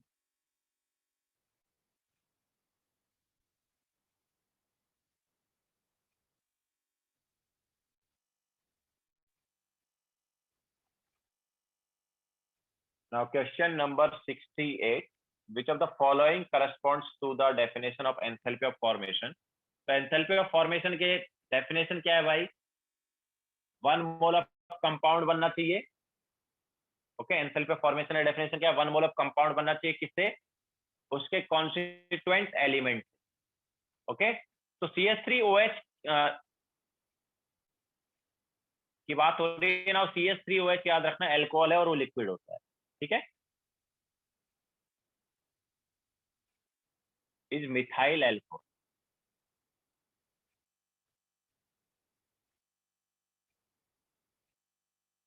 ठीक है, तो ये मिथाइल एल्कोहल है, लिक्विड है ये। तो CH3OH का 1 मोल बनना चाहिए, लेकिन CH3OH किस फॉर्म में? लिक्विड फॉर्म में ऑब्वियसली। ओके, तो अब कॉन्स्टिट्यूएंट एलिमेंट कौन कौन है? Carbon, obviously carbon graphite. इसके अलावा हाइड्रोजन गैस एंड ऑक्सीजन भी क्या है? गैस। ठीक है, तो ये तीनों कॉन्स्टिट्यूएंट एलिमेंट आ गए। 1 मोल बनाने के लिए बैलेंस कर लो। कार्बन 1 है, हाइड्रोजन 4 है, तो इधर लेफ्ट हैंड साइड 2 आ गया। ऑक्सीजन 1 है, तो इधर लेफ्ट हैंड साइड हाफ आ गया। ठीक है, तो ये रिएक्शन का जो डेल्टा एच है that is nothing but enthalpy of formation CS of, मतलब enthalpy of formation of CH3OH। कौन सा ऑप्शन करेक्ट हुआ? डी ऑप्शन ना? Yes, D option. ठीक है, now question number 69, the enthalpy of neutralisation of the given reaction. तो देखो हमें यहाँ पर क्या है, H2SO4 plus twice NaOH gives Na2SO4 plus twice H2O plus Y kilo calorie. ठीक है, अब देखो प्रोडक्ट साइड में हमें ये दिया हुआ हीट, इसका मतलब क्या है? इसका मतलब है कि इस रिएक्शन का डेल्टा एच जो है वो क्या है? -Y। ठीक है, हीट रिलीज हुआ है, मैंने बताया था थर्मोकेमिकल रिएक्शन लिखते टाइम। ठीक है, अगर प्रोडक्ट साइड में ऐसे प्लस में हो हीट, इसका मतलब है डेल्टा एच जो है माइनस। तो इस रिएक्शन का डेल्टा एच इज -Y। वैसे भी न्यूट्रलाइजेशन में हीट रिलीज ही होता है, तो नेगेटिव साइन आएगा ही। नाउ अब देखो हीट ऑफ न्यूट्रलाइजेशन के लिए H2O के 2 मोल बनने चाहिए कि 1 मोल बनना चाहिए? डेफिनेशन क्या थी हीट ऑफ न्यूट्रलाइजेशन की? एंथैल्पी ऑफ न्यूट्रलाइजेशन की डेफिनेशन क्या थी? when 1 mole of water is formed from neutralization reaction, याद है? Enthalpy change when 1 mole of water is formed from neutralization reaction. तो यहाँ पर तो क्या है? 2 मोल ऑफ वाटर बन रहा है ना, तो that is not heat of neutralization या एंथैल्पी ऑफ न्यूट्रलाइजेशन। ओके, क्या करेंगे फिर? तो 1 मोल के लिए क्या करेंगे? इसको मल्टीप्लाई बाय हाफ कर देंगे।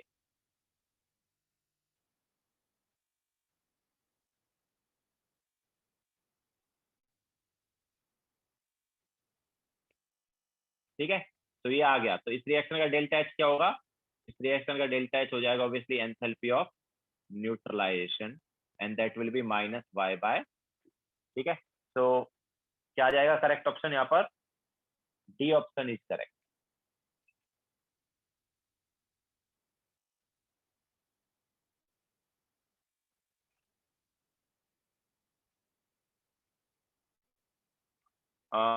रिया sir, in the previous question delta H F equal to delta H reaction, right? Yes Ria, last वाला जो क्वेश्चन था 67 ना, तो उसमें 67 में क्या है? 1 मोल ऑफ CO बन रहा है ना, तो 1 मोल ऑफ CO बन रहा है, तो इस रिएक्शन का जो एंथैल्पी है वो enthalpy of formation of CO होगी। ऑब्वियसली किसी भी रिएक्शन का enthalpy is enthalpy of reaction, तो यहाँ पर वो एंथैल्पी ऑफ रिएक्शन को हम क्या नाम दे सकते हैं? Enthalpy of formation of CO बोल सकते हैं। ठीक है,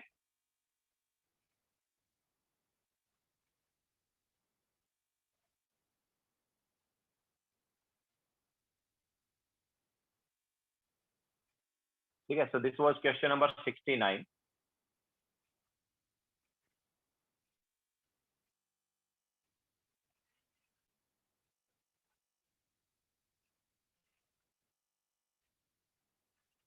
नाउ क्वेश्चन नंबर 70,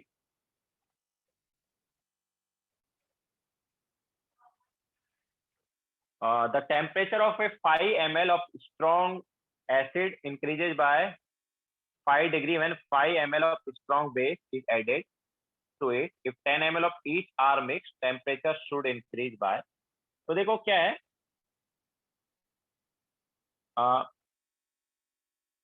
अगर हम 5 ml ऑफ एसिड लेंगे प्लस 5 ml ऑफ बेस लेंगे, तो उससे मान लो जो वाटर बना वो मान लो x मोल बना, ठीक है। अगर हम यहाँ पर वॉल्यूम ऑफ एसिड डबल कर देंगे, वॉल्यूम ऑफ एसिड क्या कर देंगे, डबल कर देंगे,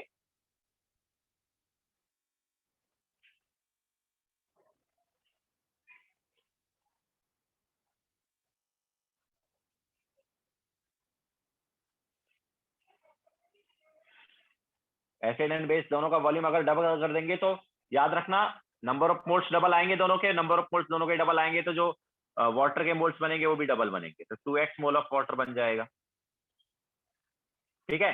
तो number of moles of water जो है वो डबल हो रहे हैं, तो उसकी वजह से याद रखना हीट रिलीज जो है वो भी डबल होगी।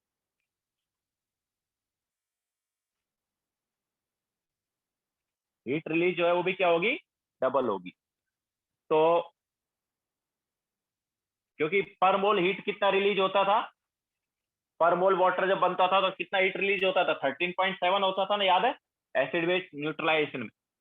अगर हम 2 मोल्स वाटर बनाएंगे तो उसका डबल हीट रिलीज होगा, ओके। तो number of moles of water अगर डबल हो रहे तो हीट रिलीज भी डबल हो जाएगा, तो heat release will be double. तो हीट रिलीज जो है डबल होगा अगर हम ऑब्वियसली एसिड और बेस जो है वो डबल, मतलब उनका वॉल्यूम डबल कर देंगे तो।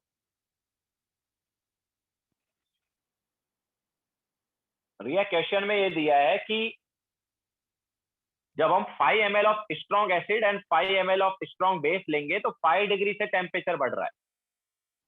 तो अगर हम दोनों का 10 ml ले लेंगे तो कितने डिग्री से टेम्परेचर बढ़ेगा, ओके। 5 की बजाय दोनों का 10 ml ले तो कितने डिग्री से टेम्परेचर बढ़ेगा, तो उसी पे हम जा रहे हैं। हम क्या बोल रहे हैं, अगर हमने नंबर ऑफ मोल्स एसिड और बेस के डबल कर दिए, मतलब वॉल्यूम अगर डबल कर दिए तो obviously number of moles acid and base के डबल हो जाएंगे। अगर number of moles of acid and base double होंगे तो जो वाटर बनेगा उसके भी मोल्स डबल हो जाएंगे। Now number of moles of water double होंगे तो जो हीट रिलीज होगा वो भी डबल रिलीज होगा, ठीक है। Now heat release will be double, लेकिन देखो जो हीट रिलीज है Q, उसको मैं लिखूंगा ms डेल्टा टी। क्या लिखूंगा, ms डेल्टा टी। तो यहां पर m जो है वो मास है, m क्या है, मास। अब देखो नंबर ऑफ मोल्स डबल हो रहे हैं वाटर के, तो मास भी तो डबल हो रहा है ना यार। तो डेल्टा टी यहां पर क्या होगा, it is Q divide by ms। अब यहां पर Q एंड m दोनों जो है 2 टाइम्स हो रहे हैं, Q और m दोनों क्या हो रहे हैं, 2 टाइम्स। तो डेल्टा टी जो है वो सेम रहेगा, मतलब पहले 5 डिग्री से बढ़ रहा था तो अभी भी 5 डिग्री से ही बढ़ेगा, okay. Both Q and m are doubled, ठीक है। That is delta T will be same. तो पहले हमारे पास अगर डेल्टा टी 5 था तो अभी भी डेल्टा टी क्या होगा, 5 होगा। पहले भी 5 डिग्री से बढ़ रहा था तो अभी भी कितने से बढ़ेगा, 5 डिग्री से ही बढ़ेगा, क्योंकि दोनों डबल हो रहे हैं। हीट तो डबल हो ही रही है, बट हीट के साथ साथ जो मास है वाटर का वो भी तो डबल हो रहा है ना, ठीक है। तो हीट से अगर कितना टेम्परेचर बढ़ा वो कैसे निकालते हो, ms डेल्टा टी के थ्रू ही निकालते हैं। S यहाँ पर क्या है, S यहाँ पर स्पेसिफिक हीट है एक तरह से वाटर की,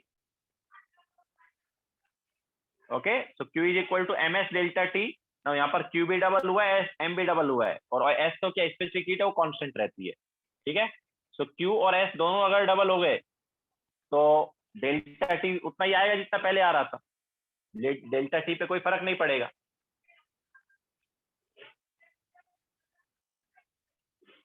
ठीक है। Now next question,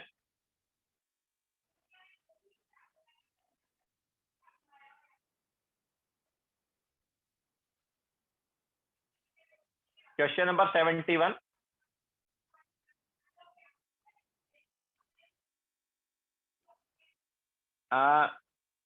Manas, sir, can we say that delta H neutralization and change in temperature is same irrespective of the amount or volume of strong acid and strong base is taken? नहीं, मतलब दोनों का अगर same उससे बढ़ाओगे तो same रहेगा। मानस, दोनों का मतलब दोनों एसिड और बेस का अगर तुम सेम फैक्टर से बढ़ा रहे हो ना तो टेम्परेचर डिफरेंस वही आएगा। ओके, दोनों का सेम फैक्टर से बढ़ाओगे तो। हाँ, नाउ 71 में H2 gas gives 2H gas, इसका डेल्टा H है 104। तो हीट ऑफ एटमाइजेशन, याद है हीट ऑफ एटमाइजेशन मैंने क्या बताया था एलिमेंट के लिए? एलिमेंट के लिए हमने बताया था 1 मोल ऑफ गैसियस एटम बनना चाहिए, है ना? For element 1 mole of gaseous atom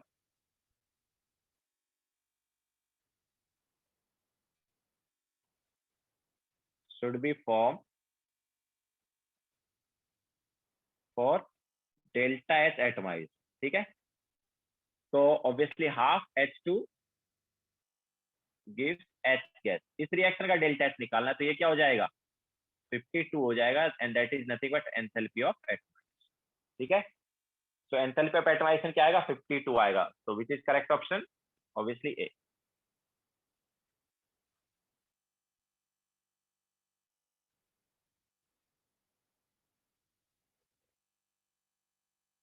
now question number 72। अब 72 में देखो जो एन दिया हुआ ना, एन वो नॉर्मेलिटी है तो उसको मोलरिटी ले लो, ठीक है? 72 में जो एन है that is normality. So acid और बेस दोनों हमारे पास, स्ट्रॉन्ग एसिड है और स्ट्रॉन्ग बेस है, दोनों का नॉर्मेलिटी 1 है जैसे मैंने बोला। तो उसको मोलरिटी ले लो अभी, ठीक है? क्योंकि नॉर्मेलिटी क्या है वो बाद में तुम्हें पता चलेगा। तो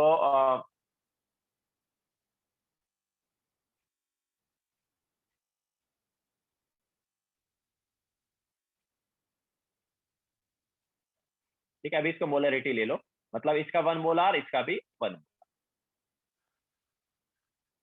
और ये सेम कब होगी? जब हमारे पास एसिड और बेस जो है वो किस टाइप के होंगे? HCl और NaOH टाइप के होंगे, ठीक है? एक एन फैक्टर करके एक चीज आती है जो आगे तुम वॉल्यूमेट्रिक एनालिसिस में पढ़ोगे, तो उससे रिलेटेड है ये तुम इसको ऐसे देख सोच सकते हो। चलो चलो, इसको मैं ऐसे बोल देता हूँ कि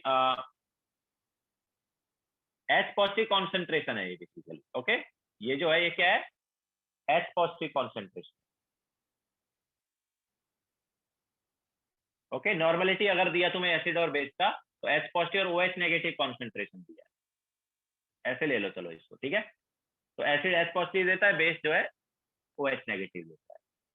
तो दिस इज नॉर्मलिटी। ओके, तो फॉर एसिड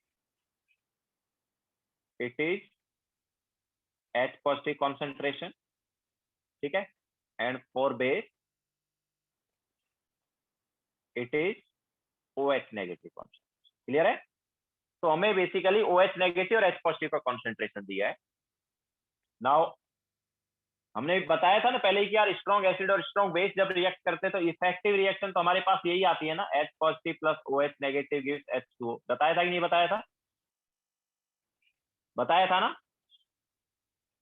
और जब ये रिएक्शन होती है तो डेल्टा H क्या बताया था हमने? डेल्टा H कितना होता था? -13.7 किलो कैलोरी, याद है? तो अब देखो यहाँ पर क्या है, अगर हम वॉल्यूम अलग अलग लेंगे तो क्या आएगा? तो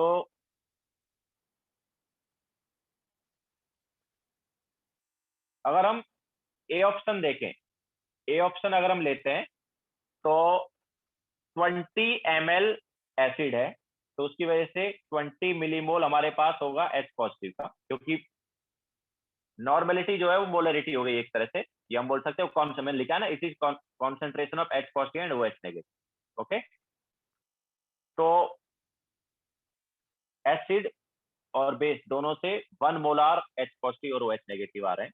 ठीक है, तो 20 मिलीमोल लिया अगर हमने, सॉरी 20 मिलीमोल लिया तो कितना हो जाएगा ये, सॉरी 20 ml लिया तो कितना हो जाएगा, 20 ml लेंगे तो 20 मिलीमोल इसका हो गया, एंड OH का कितना हो गया, OH का हो गया 30 मिलीमोल। तो बताओ H2O कितना बनेगा, अगर H पॉजिटिव 20 मिलीमोल है, OH नेगेटिव 30 मिलीमोल है, तो H2O कितना बनेगा, H2O कितना बनेगा। देखो ये लिमिटिंग रिएजेंट वाला केस आ रहा है, ठीक है, यहाँ पर कौन लिमिटिंग रिएजेंट हो गया, H positive limiting reagent. Okay, तो ये बनेगा 20 मिलीमोल। सो ऑब्वियसली इसके रेस्पेक्ट में हीट रिलीज होगी।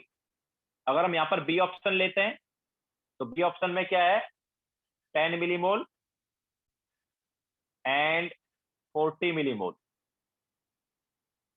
तो अभी कौन लिमिटिंग है, अभी भी ऑब्वियसली H पॉजिटिव लिमिटिंग हो गया या एसिड लिमिटिंग हो गया। तो अभी कितना बनेगा ये, अभी 10 मिलीमोल बनेगा, तो उसके करस्पॉन्डिंग हीट रिलीज होगी। सी ऑप्शन में कितना है, 25 तो यहाँ पर कोई भी लिमिटिंग नहीं है, दोनों खत्म हो जाएंगे, तो उनकी वजह से 25 मिलीमोल ऑफ H2O बन जाएगा। ठीक है, तो इस टाइप से जब हम देखेंगे तो मैक्सिमम हीट रिलीज कब होगा, मैक्सिमम हीट रिलीज कब होगा, ऑब्वियसली लास्ट वाले ऑप्शन में मैक्सिमम हीट रिलीज होगा।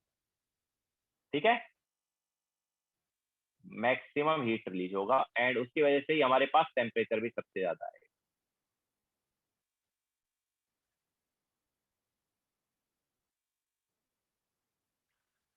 सो which is correct, C option.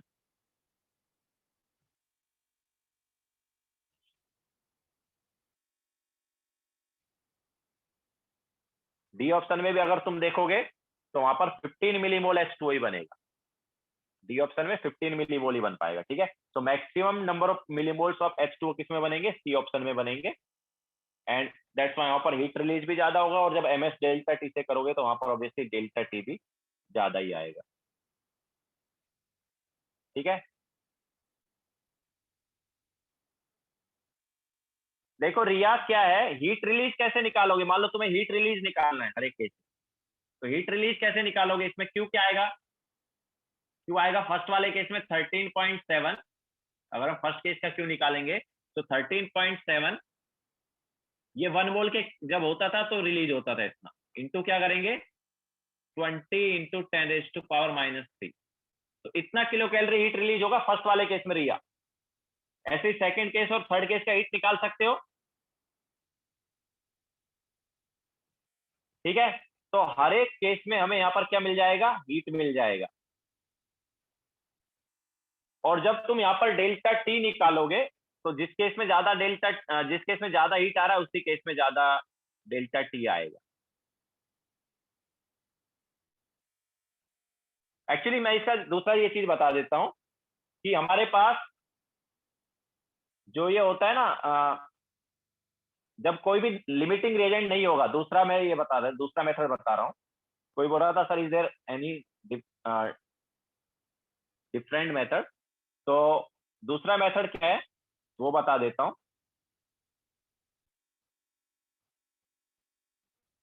ठीक है, जब ऐसा हमें दिया गया हो,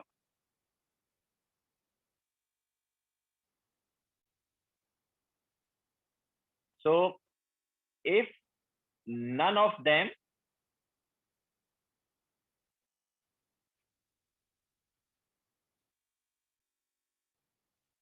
is limiting,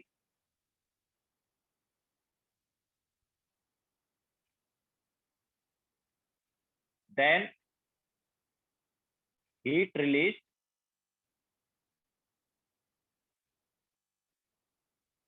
will be maximum and rise in temperature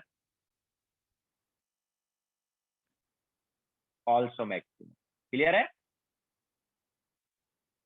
तो इसको फॉलो करो, ये वाला चीज फॉलो करो। ओके, कोई भी दोनों में से लिमिटिंग नहीं होना चाहिए।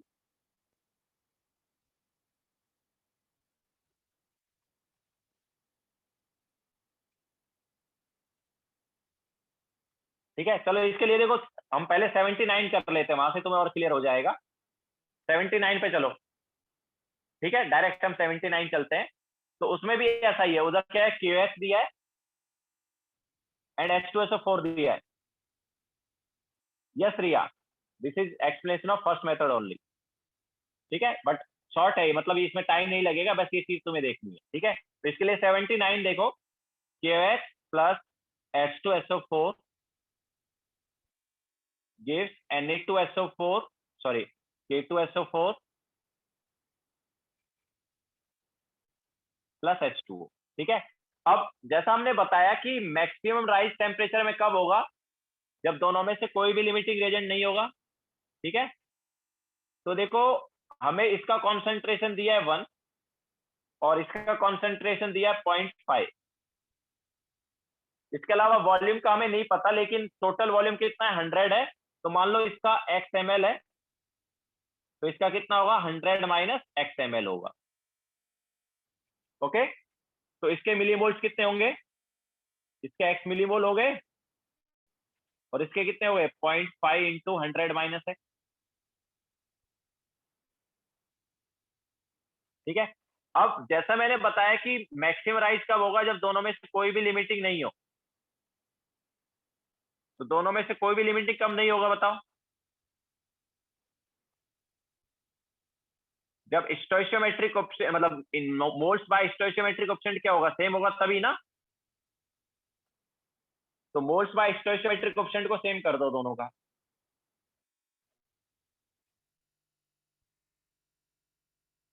ठीक है, तो क्या आएगा देखो, x/2 हो जाएगा इसके लिए। इसका मोल्स क्या x है एंड स्टोइशियोमेट्रिक ऑप्शन 2, तो क्या आ जाएगा, x/2 इज इक्वल टू क्या होना चाहिए, दूसरे का moles by stoichiometric option. Moles ये हो गए divide by stoichiometric option. Stoichiometric option क्या है, उसका 1 है, तो is equal to 0.5 into 100 minus x by 1। ठीक है, तो क्या आएगा इधर से देखो, तो ये हो जाएगा x मल्टीप्लाई हुआ तो 1 आ गया, देन 100 माइनस एक्स, तो this is 2x is equal to 100 and x कितना आ गया, x आ गया 50। तो दोनों का 50-50 होना चाहिए। विच option is correct, D option. Clear है क्या? तो इस टाइप का क्वेश्चन अगर तुम्हें दिया जाता है कि मैक्सिमम राइज टेम्परेचर में किस ऑप्शन में होगा, तो वहां पर ये देखो कि दोनों एसिड और बेस जो है वो लिमिटिंग नहीं होने चाहिए। क्लियर है क्या?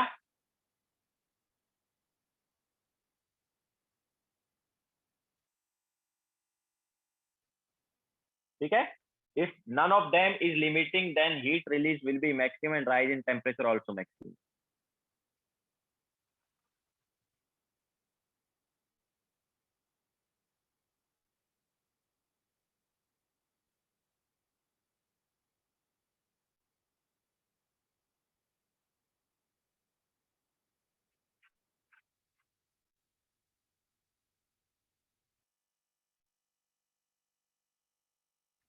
ठीक है, तो ये शॉर्टकट यूज कर लेना, क्योंकि वो तो हमने बताया था, हर एक केस में वो थोड़ा डिटेल में बताया था। इधर तो हमने, इधर हमने क्या डिटेल में थोड़ा बताया था।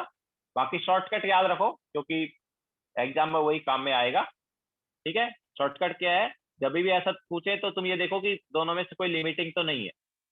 ठीक है, if none of them is limiting then heat release maximum आएगा, और उसकी वजह से राइज इन टेम्परेचर भी मैक्सिमम आएगा, जैसा क्वेश्चन नंबर 79 में भी हमने किया है।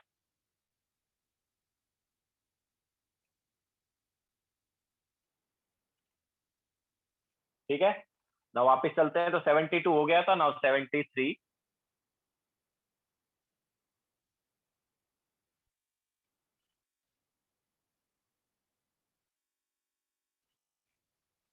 द एंथैल्पी ऑफ अच्छा 73 का आंसर जो है मैच नहीं कर रहा और ऑप्शन में भी नहीं दिया कोई शायद, ठीक है, इसका आंसर रॉन्ग होगा शायद।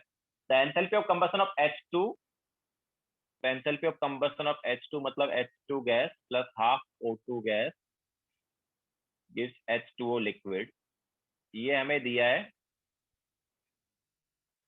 -298 किलो जूल पर मोल।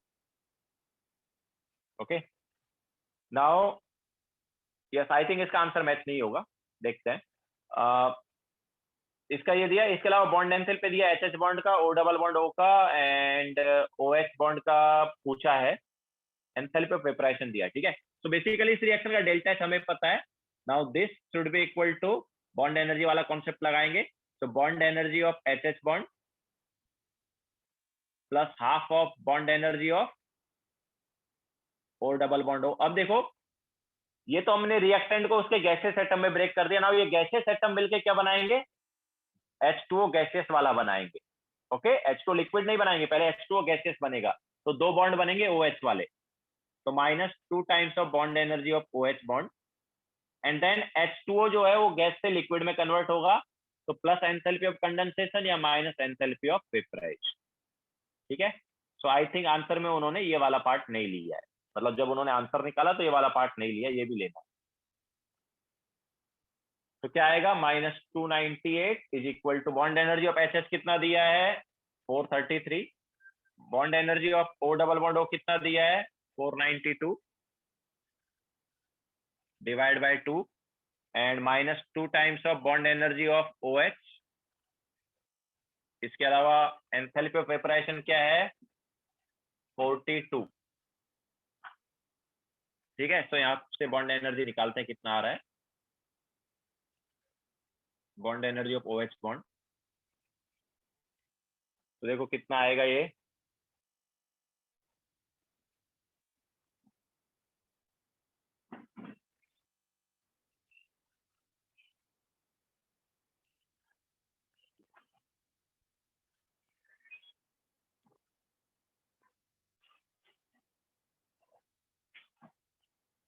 तो ये आ रहा है 467.5।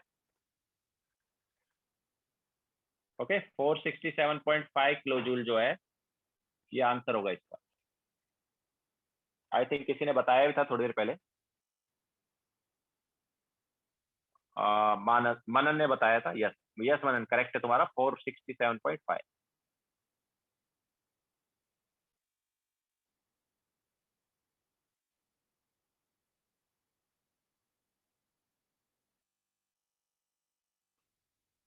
ठीक है, देन इसके बाद नेक्स्ट क्वेश्चन,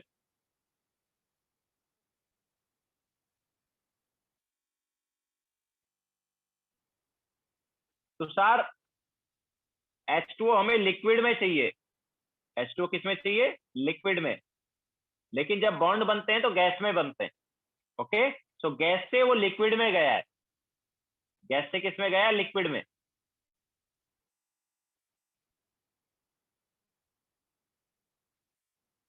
ओके, सो गैस से लिक्विड में गया, तो हमने क्या किया, कंडेंसेशन किया है, तो एंथैल्पी ऑफ कंडेंसेशन लिखते प्लस में, या फिर enthalpy of condensation is nothing but minus enthalpy of vaporise.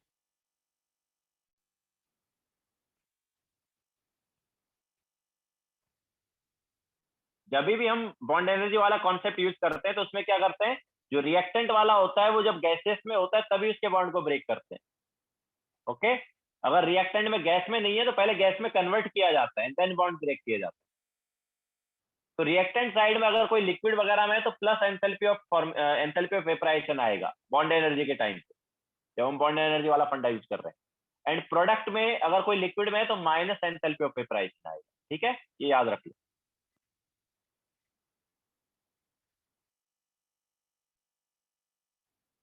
Now next question,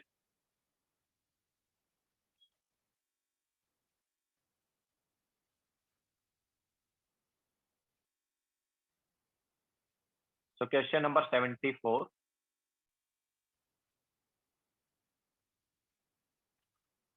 the heat of formation of H2O liquid is -68 kilocalorie।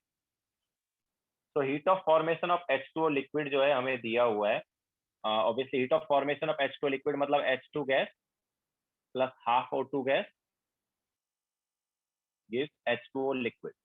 तो इस रिएक्शन का डेल्टा H कितना है? It is -68.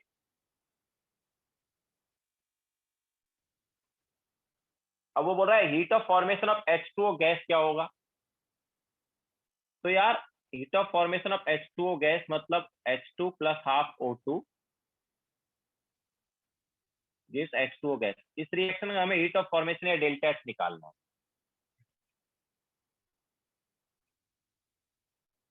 आयुष देखते हैं क्वेश्चन नंबर 81 तक कराना. 81 वैसे हमने करा दिया, तो क्वेश्चन नंबर 80 तक कराना है. देखते हैं कितना टाइम लगेगा.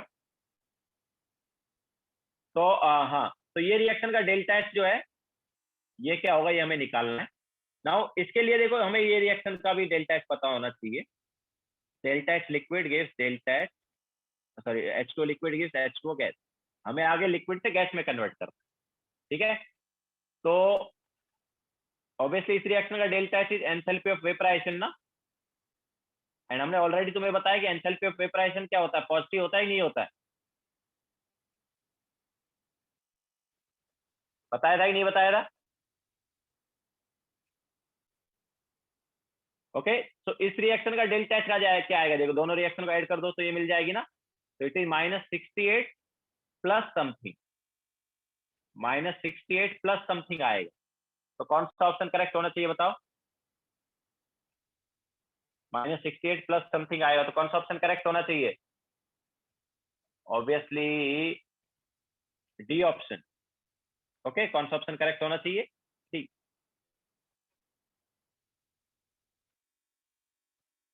Enthalpy of formation of H2O gas ये आ जाए. अच्छा, 75 में मैंने तुम्हें ऑलरेडी बताया था कि वो डेल्टा नहीं है ना. क्वेश्चन नंबर 75 में जो डेल्टा है, डेल्टा वाला पार्ट वो नहीं है. वो क्या है? डेल्टा 100 नहीं है, वो क्या है? -100 है. एंड ऐसे ही सी डेल्टा सी की बजाय वो क्या है? सी सिंगल बॉन्ड सी है. ओके, तो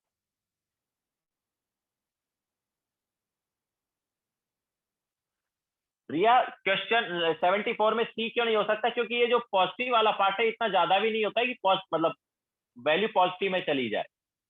ओके, ये 80 कब होगा? -68 प्लस समथिंग करके 80 तो तभी आएगा ना जब ये प्लस वाले पार्ट की वैल्यू बहुत बड़ी हो.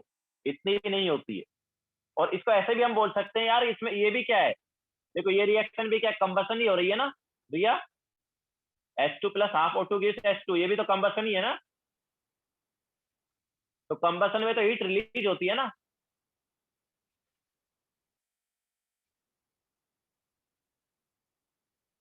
ओके, तो इस रिएक्शन का भी डेल्टा H क्या आएगा? नेगेटिव ही आएगा.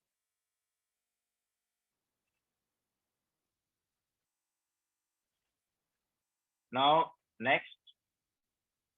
सर आंसर डी कैसे आया? अरे धन्यनेश भाई, -68 में कुछ प्लस करेगा तो वैल्यू छोटी हो जाएगी ना.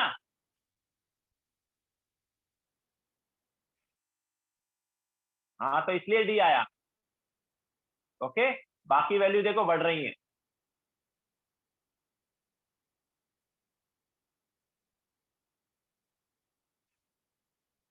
Next question. तो 75 में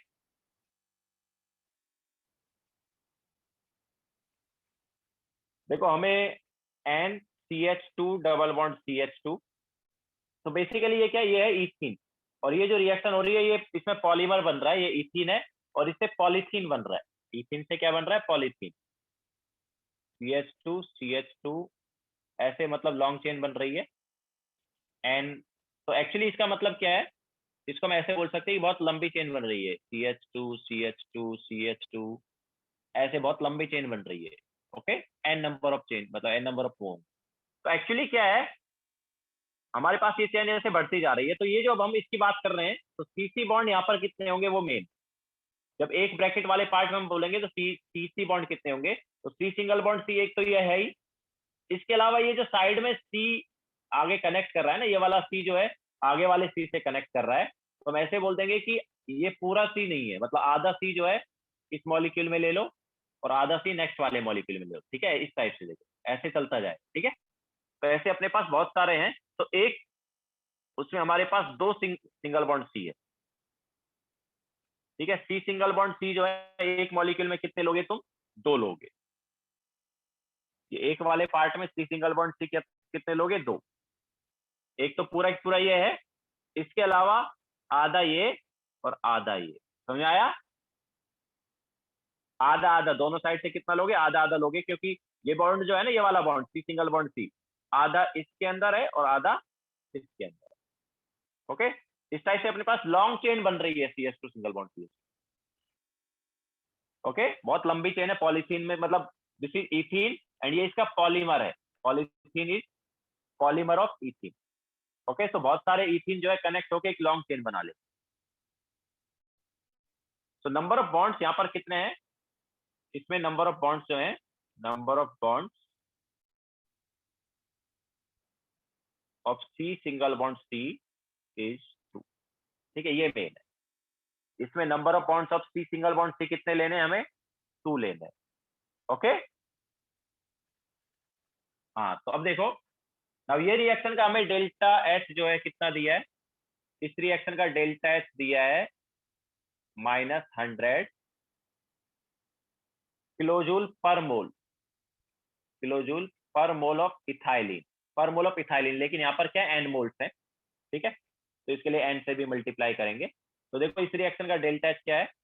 तो इस रिएक्शन का डेल्टा एच हो गया -100 किलोजूल पर मोल था, ठीक है, लेकिन एन मोल्स है तो मल्टीप्लाई बाय एन कर दिया, तो -100 इंटू एन हो गया इस रिएक्शन का delta H. Now that delta H should be equal to, अब उसको बॉन्ड एनर्जी वाले कॉन्सेप्ट से कैसे करेंगे? तो रिएक्टेंट का बॉन्ड एनर्जी माइनस प्रोडक्ट का। तो रिएक्टेंट में देखो सी डबल बॉन्ड सी कितना है?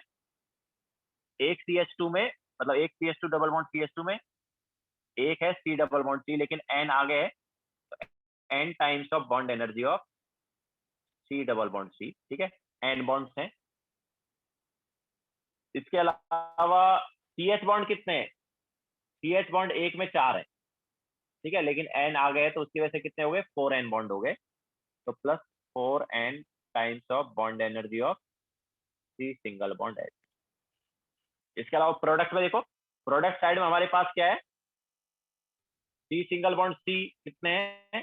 2 हैं, लेकिन होल N है तो क्या हो गया? 2N हो गया ना, तो 2N times of bond energy of C single bond C। इसके अलावा CH बॉन्ड कितने हैं? CH बॉन्ड कितने हैं इसमें? 4, ठीक है, लेकिन होल N है तो कितने हो गए? 4N बॉन्ड हो गए, तो -4N times of bond energy of CH bond.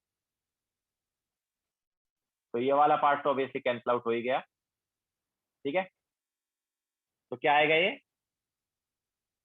So this is -100N is equal to C double bond C का बॉन्ड एनर्जी हमें निकालना है, and C single bond C का बॉन्ड एनर्जी दिया है, तो N times of bond energy of C double bond C minus 2N times of bond energy of C single bond C कितना दिया है? Actually C double bond C का दिया हुआ है, C डबल बॉन्ड C का हमें दिया है। C डबल बॉन्ड C का कितना दिया है? 600 है ना, तो 600 ऑब्वियसली इंटू N भी हो रहा है, -2N into bond energy of C single bond C। तो यहाँ से N तो कैंसिल आउट हो ही गया, so bond energy of C single bond C कितना आएगा? This is 700/2, okay, 700/2 that is 350। तो कौन सा ऑप्शन करेक्ट है? B option. ओके, तो यहाँ पर बी ऑप्शन जो है वो correct.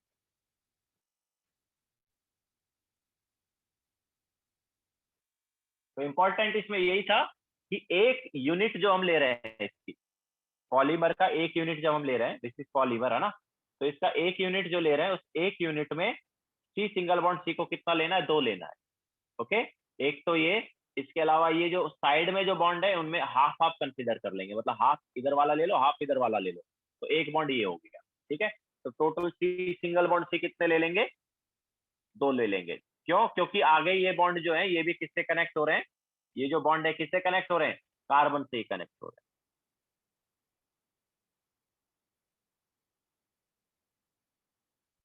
Now question number 76.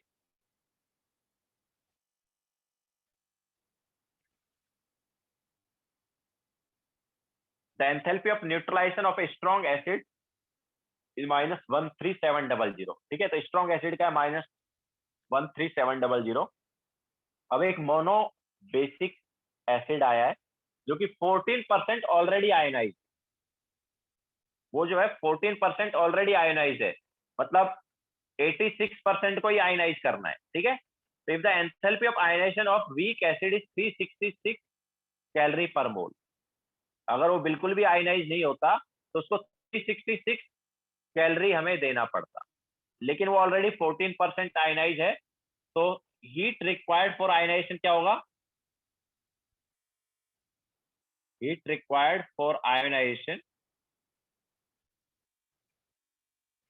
Of weak acid, जिसको हमने क्यू भी बोला था, कितना हो जाएगा? 366 होता अगर वो बिल्कुल भी आयनाइज नहीं होता, बट ऑलरेडी 14% आयनाइज है, तो इतना हीट रिक्वायर्ड होगा 86% को आयनाइज करने. ठीक है, ये वैल्यू आ जाएगी कैलोरी में. तो क्यू का वैल्यू हमें पता है, तो डेल्टा एच न्यूट्रलाइजेशन क्या हो जाएगा? याद है, डेल्टा एच न्यूट्रलाइजेशन हमने क्या बताया था? क्यू -13.7 किलो कैलोरी, ये उन्होंने वैल्यू दी भी हुई है हमें. ठीक है, तो ये करेक्ट आंसर होगा. तो कितना हो गया ये? 366 इंटू 86/100 -13700. तो ये यहाँ पर हीट ऑफ न्यूट्रलाइजेशन हो जाएगा. हमने बताया था ना कि अगर स्ट्रॉन्ग एसिड और स्ट्रॉन्ग बेस हो तो 13700 रिलीज होगा या 13.7 किलो कैलोरी रिलीज होगा, बट उनमें से एक भी वीक आ गया तो कुछ हीट रिक्वायर्ड होगा आयनाइज करने के लिए. ओके, तो हमने ये वैल्यू बताई थी, ये होती है हीट ऑफ न्यूट्रलाइजेशन जब हमारे पास कोई एक वीक आ जाता है.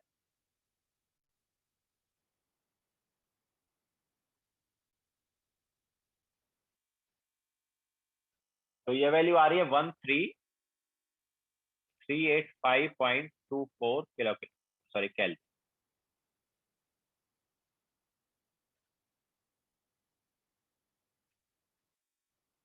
ठीक है, that is B option.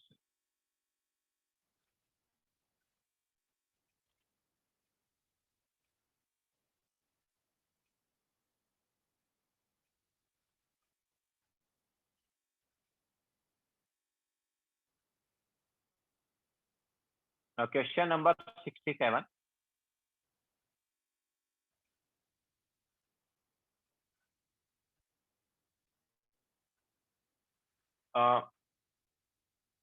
S S bond, HCl bond, HCl bond का बॉन्ड एनर्जी दिया. Enthalpy of formation of HCl निकालना है, इजी है. Enthalpy of formation of HCl, तो 1 मोल ऑफ HCl बनाओ, कॉन्स्टिट्यूएंट एलिमेंट मतलब H2 एंड Cl2 से. तो इस रिएक्शन का डेल्टा H क्या होगा? Obviously it is half of bond energy of HH bond plus half of bond energy of Cl bond minus bond energy of HCl bond. ठीक है, तो क्या आ जाएगा ये? Half of bond energy of H H कितना हो गया? एच एच बॉन्ड कितना दिया है? 435. So half of 435 plus half of ClCl, that is 243 minus HCl 431.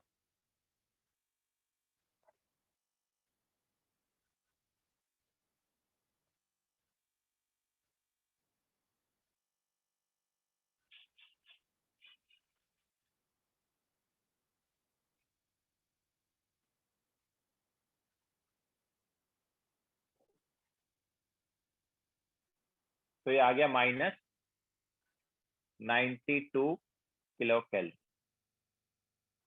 Sorry kilo joule है ना, kilo joule.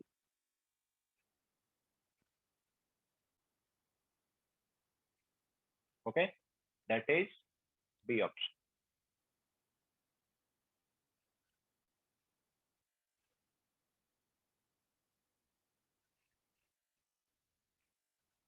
Then question number 78.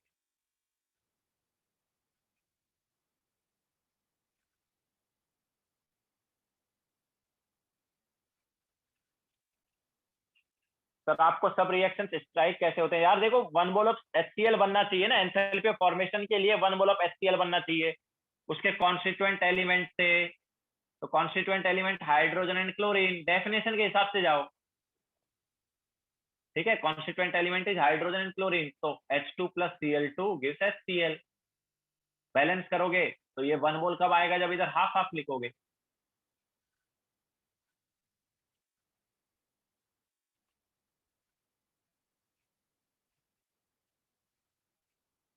ठीक है, तो प्रैक्टिस करो यार इस पे। Now next question, H positive plus OH negative gives H2। इनका इसका उन्होंने दिया है हमें, डेल्टा H कितना दिया है? राइट हैंड साइड प्लस 13.7 है, मतलब -13.7 किलो कैलोरी। ठीक है, इस रिएक्शन का डेल्टा H ये दिया है। अब वो क्या बोल रहा है? Then the enthalpy change for complete neutralization of 1 mole of H2SO4 by base. अब देखो, 1 मोल ऑफ H2SO4 का जब हम किसी बेस से रिएक्शन कराएंगे, स्ट्रॉन्ग बेस से ऑब्वियसली, जैसे NaOH है, तो हमें पता है यार 1 मोल ऑफ H2SO4 से 2 मोल ऑफ H2O बनेगा। तो बताओ कितना हीट रिलीज होगा?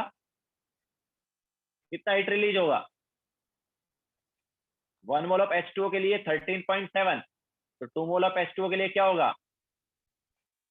2 टाइम्स ऑफ 13.7, कितना आया?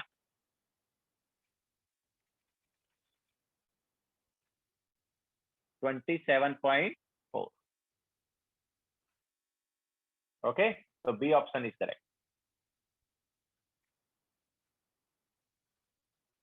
79 ऑलरेडी करा लिए। अब 80 में क्या है? Delta H of sublimation of a solid is equal to, तो ऑब्वियसली देखो, सॉलिड से अगर हम लिक्विड बनाएंगे तो this is delta H fusion. ठीक है, और फिर लिक्विड से गैस बनाएंगे तो this is delta H vaporization. तो अगर दोनों को ऐड कर दें तो सॉलिड क्या देगा? गैस दे देगा ना, that is delta H sublimation. तो क्या किया हमने? दोनों रिएक्शन को क्या है, ऐड ही तो किया है ना, मल्टीप्लाई बाय 1 किया है और ऐड कर दिया। तो डेल्टा एच सब्लिमेशन क्या आ गया? Delta H of fusion by, तो delta H of fusion plus delta H of vaporisation. Okay, तो which option is correct? Fusion plus vaporisation, D option ना? Yes, D option.